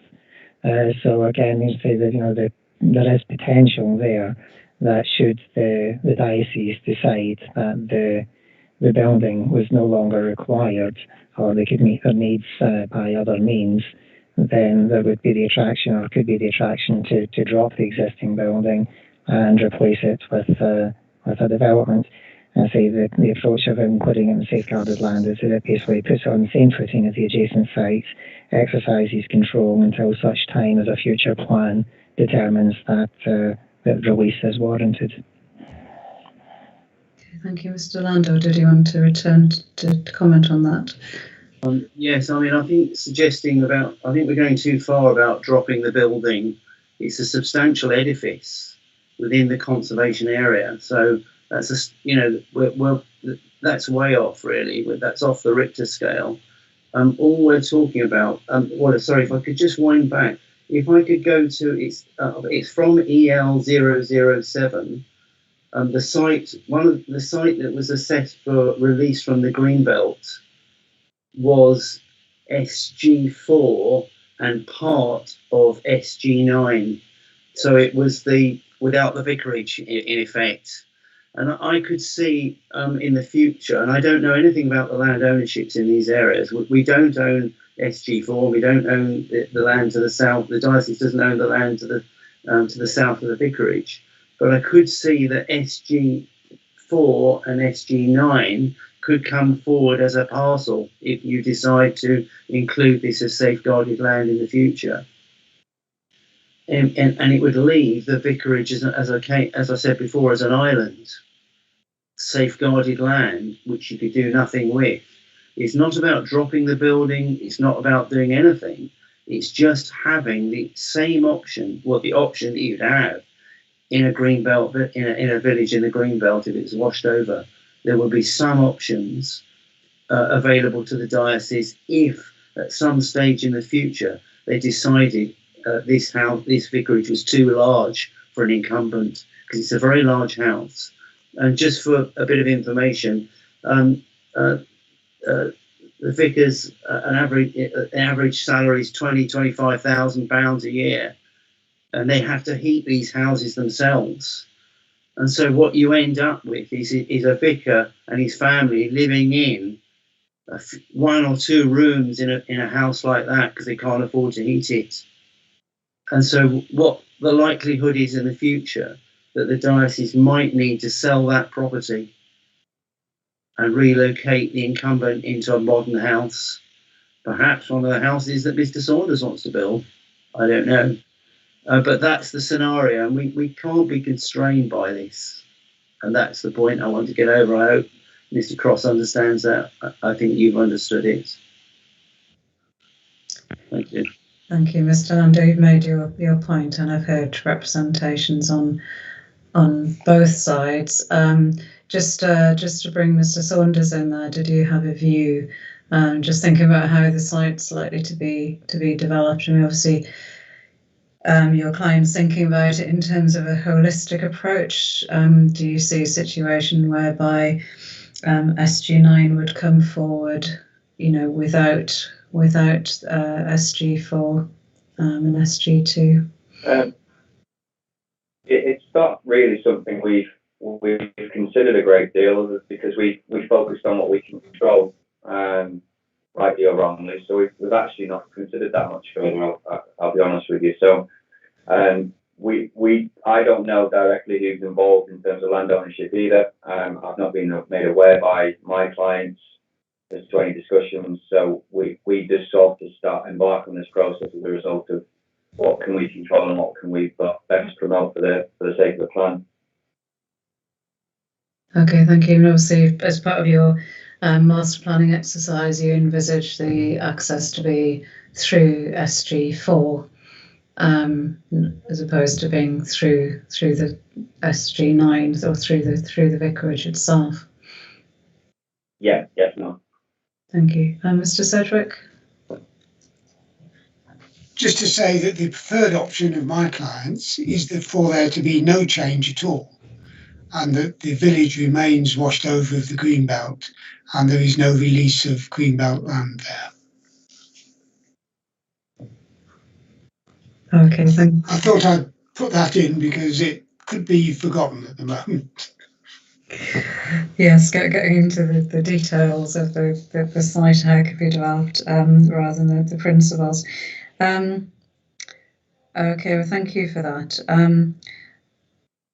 Have we touched on the potential effect on the listed building, on the church itself? Are there any views on that?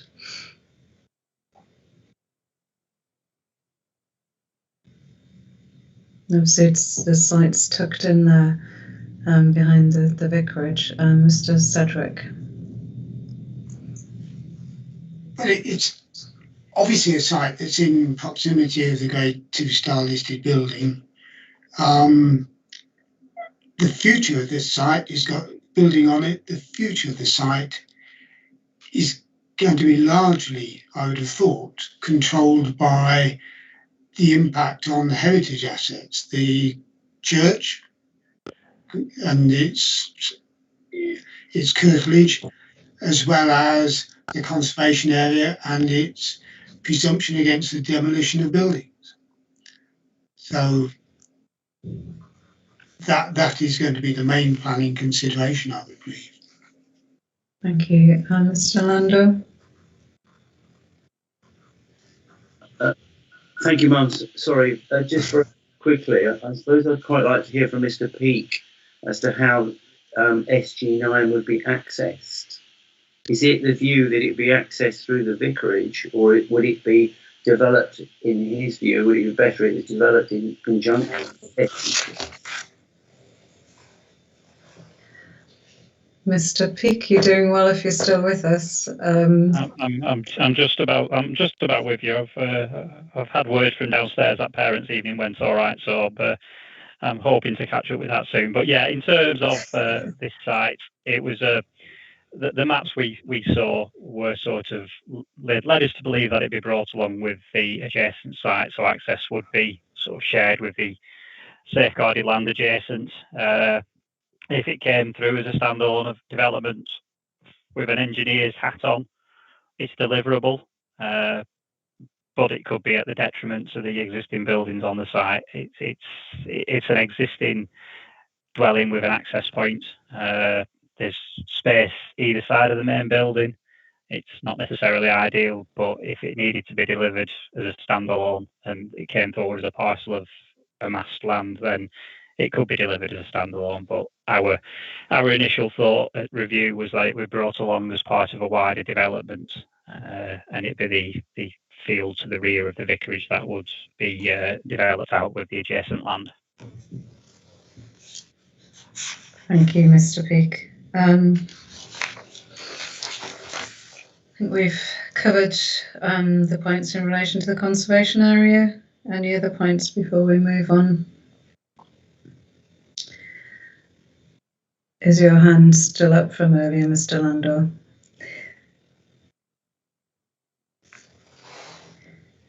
And I think in terms of the landscape points, the paddy pipelines in the outer zone, I'm not aware of any additional constraints to development or infrastructure requirements or costs.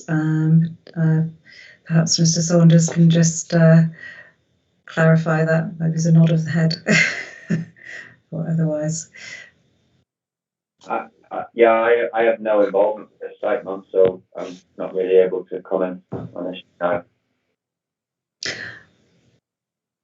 In relation to the, I mean, just from that point of view, in relation to the southern part, not the vicarage, but in relation to the southern part of the allocation, is that not within your client's control? Oh, okay.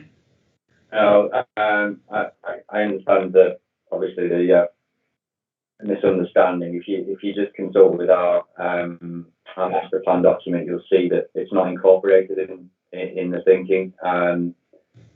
That therefore I was unable to pass any kind of comment on either parcel that the landlord's been discussing. So as I said earlier, I don't know who owns it. I've not had any kind of instructions that's been questioned.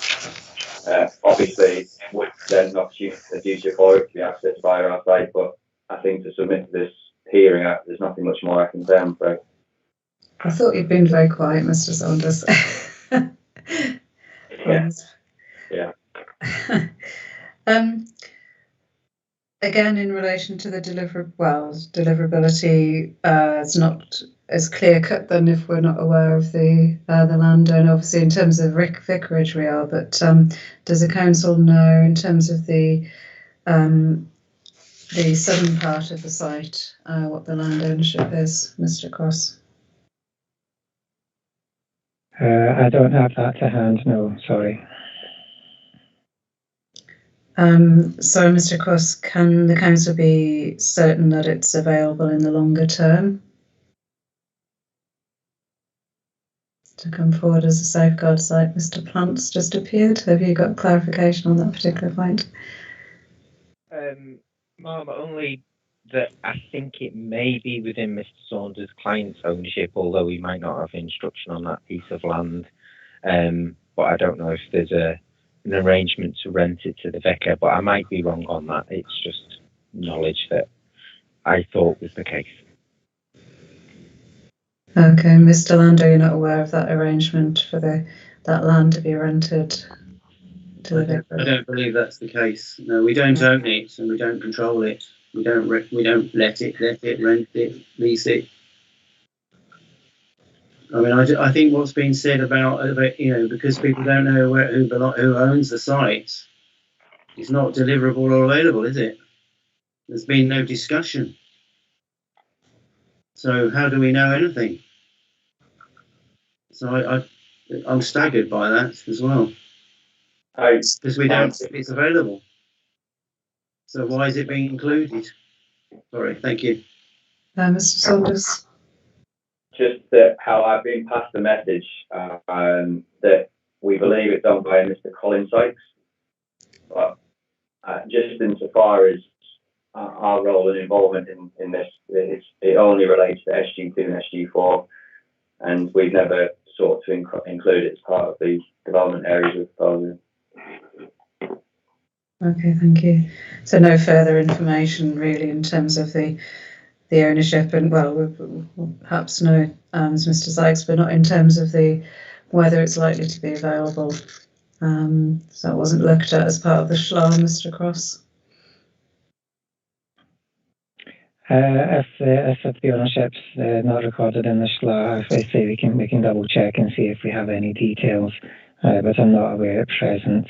I am assuming, however, that there's been no mention that there's legal right of access across SG4 to the site. So effectively, it shouldn't prejudice the delivery of SG2 or SG4. In terms of availability, then obviously I would be surprised that if SG4 were to come forward in a future plan review for development, that the owner of this site would not be interested in the potential of including their site within the larger development, as per the indication that similarly the same case might be expressed by the diocese with regards to the vicarage site. Mr. Sedgwick? Given that one wouldn't be leaving this parcel of land, this field, in the green belt on its own, if the village was excluded from being washed over, if it was inset, would that land then be inset with the village, or would it be safeguarded in circumstances where you don't know the owner and you have no assurances that it would be coming forward, or what its purpose would be? Mr. Cross, I'll look to you for a response on that. Essentially, if the conclusion of the examination is to support taking the built area of Daresbury out of the green belt, notwithstanding the decisions on SG4 and SG2, if the decision was that the vicarage similarly should be identified as primarily residential land, then effectively this pocket would become effectively that would be a pocket within the potentially within the greenbelt, so it would form a logical area to include within the settlement boundary. As to the proposed use, basically in the lack of any additional information at this time, we would probably say it would be white land, which effectively would render it liable to development proposals in the shorter term. I think by including it within the safeguarded land, we're effectively protecting it from development proposals in the shorter term, and it will only be brought forward through a future review of the local plan that will look at the issues prevailing at the time. Okay, thank you, Mr. Cross. I take your point on that. Mr. Sedgwick, is your hand just still up from earlier? Sorry, legacy.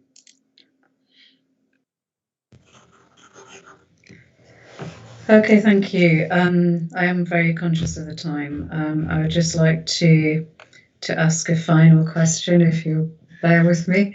In terms of we've discussed the proposals for for Daresbury in terms of the potential allocated site and potential safeguarded land. Just by way of summing up, I guess, and looking at the village holistically, what would the effect of what would the cumulative effect of the development be? First of all, in terms of the contribution to Greenbelt purposes, but then as a separate question in terms of the impact on the character of the village and the character and significance of the conservation area. I'll start with Mr. Cross, please. Thank you, ma'am. Again, as we say, in terms of particularly the western side of the village, we think it would have negligible greenbelt effect. The sites on the eastern side of the village are comparatively marginal, and we think whilst yes, they would have an effect on the greenbelt, I say the effects would be marginal. They wouldn't result in the merging of settlements. They wouldn't by themselves maybe prejudice lead to further encroachment. In terms of the nature of the village, I say obviously yes, there's been great play about the linear nature of the village. We think that has been changing over time. We would say that the bottom, as we have said, the bottom end of the conservation area is particularly poor and not necessarily worthy of protection. We are satisfied that development can be accommodated on the sites proposed without impacting adversely or overly adversely on the heritage assets, be they the listed building or the northern, certainly the northern section of the conservation area. And Mr. Cross, a comment you made was it on Thursday in relation to Moor, about the previous level of development that was being proposed in Moor, and the fact that the village would have been subsumed, if you like, by that development in terms of the proposed scale. I mean, I do appreciate that the development proposed here is of a lower scale. However, if all of the sites came to fruition in the long term, the existing village would be completely surrounded by development.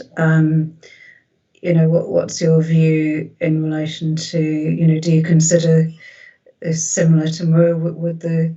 If the development came forward, would the village be subsumed by development, or do you see a difference between the two villages?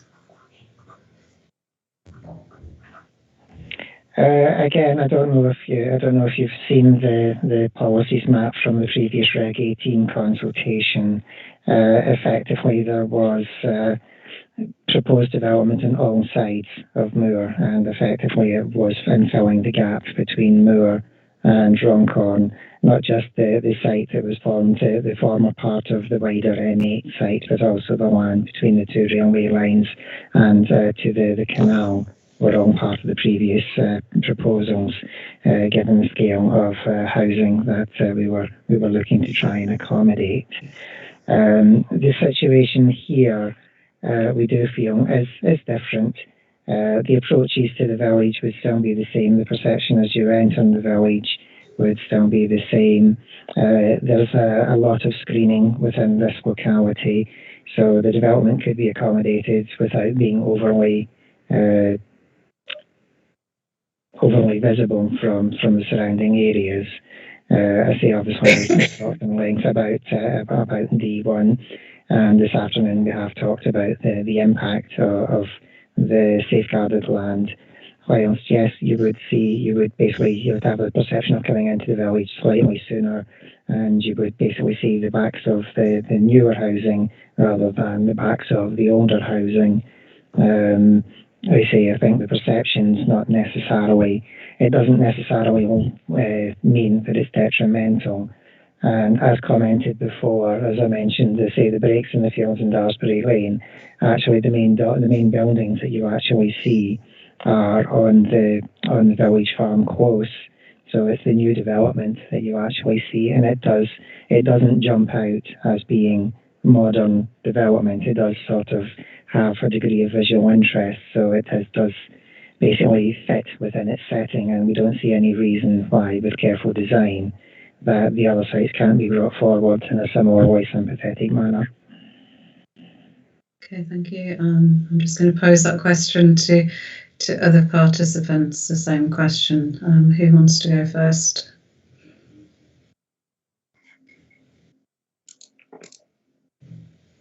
Mr. Cedric.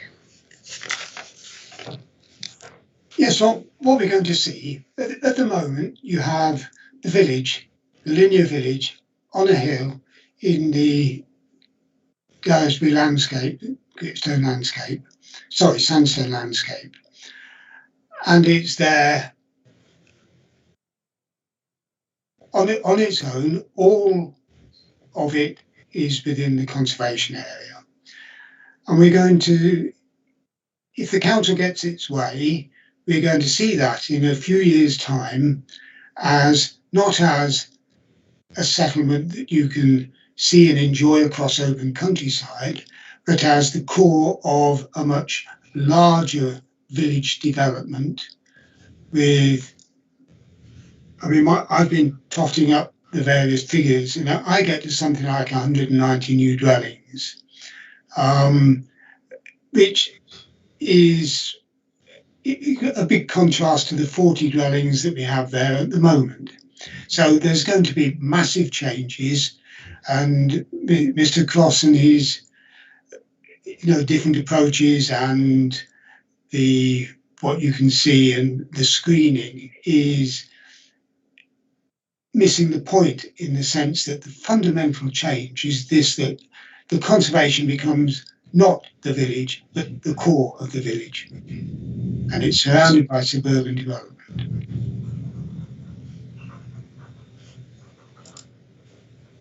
Thank you, Mr. Cedric. Any other points? Mr. Saunders. Thank you, Ma'am. I think what inherently happens here is we look at focus on the negatives and the impacts of development when we're trying to plan ahead. It's the nature of what we're trying to do.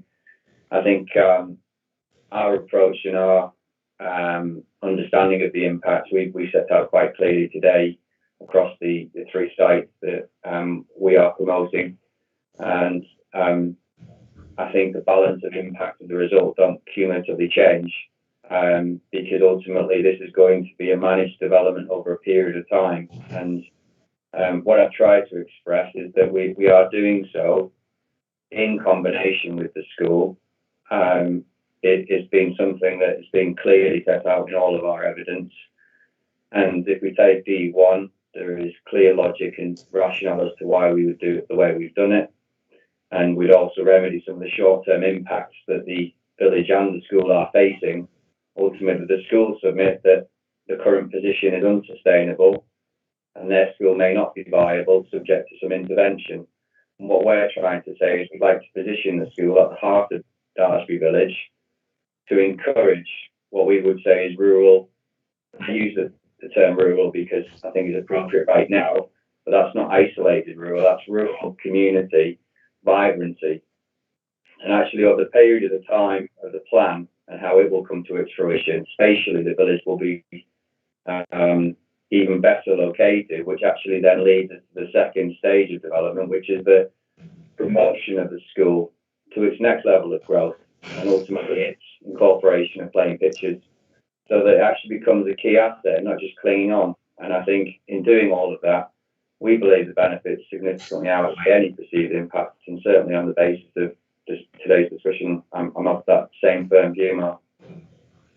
And just the D1 allocation, the suggested benefit of that would be the delivery of the car park, in particular in relation to the group of safeguarded sites. The provision of the playing field was that the sort of main benefit, would you say, in terms of the being more positive, focusing on the benefits of the development, of potential development? Would that be the key sort of benefit in a way? Yeah, it was linked to what we understood from discussions with the CEO of the of the trust as well as their long-term business plan, and it's the next stage of what they wanted to achieve, and look at their playing pitch strategy and requirements. And that was they were the discussions that were had with the landowner and our clients, and the basis of what we put forward is our vision for Daresbury going forward, and that's what we submitted to the plan in the first consultation. Okay, thank you. Are there any other points in terms of the cumulative effect of development, or the sort of benefits outweighing any potential impacts? No. Well, just to say again, Mr. Saunders, if you could liaise with the council in terms of the potential output from the sites on the basis that they might come forward. But otherwise, unless anyone's got any concluding remarks, I think it's probably time to go and have our tea. I'm amazed my children have not come in to the end of the session. I can hear them pottering around. So I'm quite relieved about that. So just thank you very much for your time and patience. We've had a very thorough discussion. I think it was required in relation to not only the effect on the green belt, but in terms of the statutory duty in relation to listed buildings in the conservation area. So thank you once again, and I shall see the council tomorrow. Okay, 9:30. Thank you very much. Thank you, Mark. Thank you.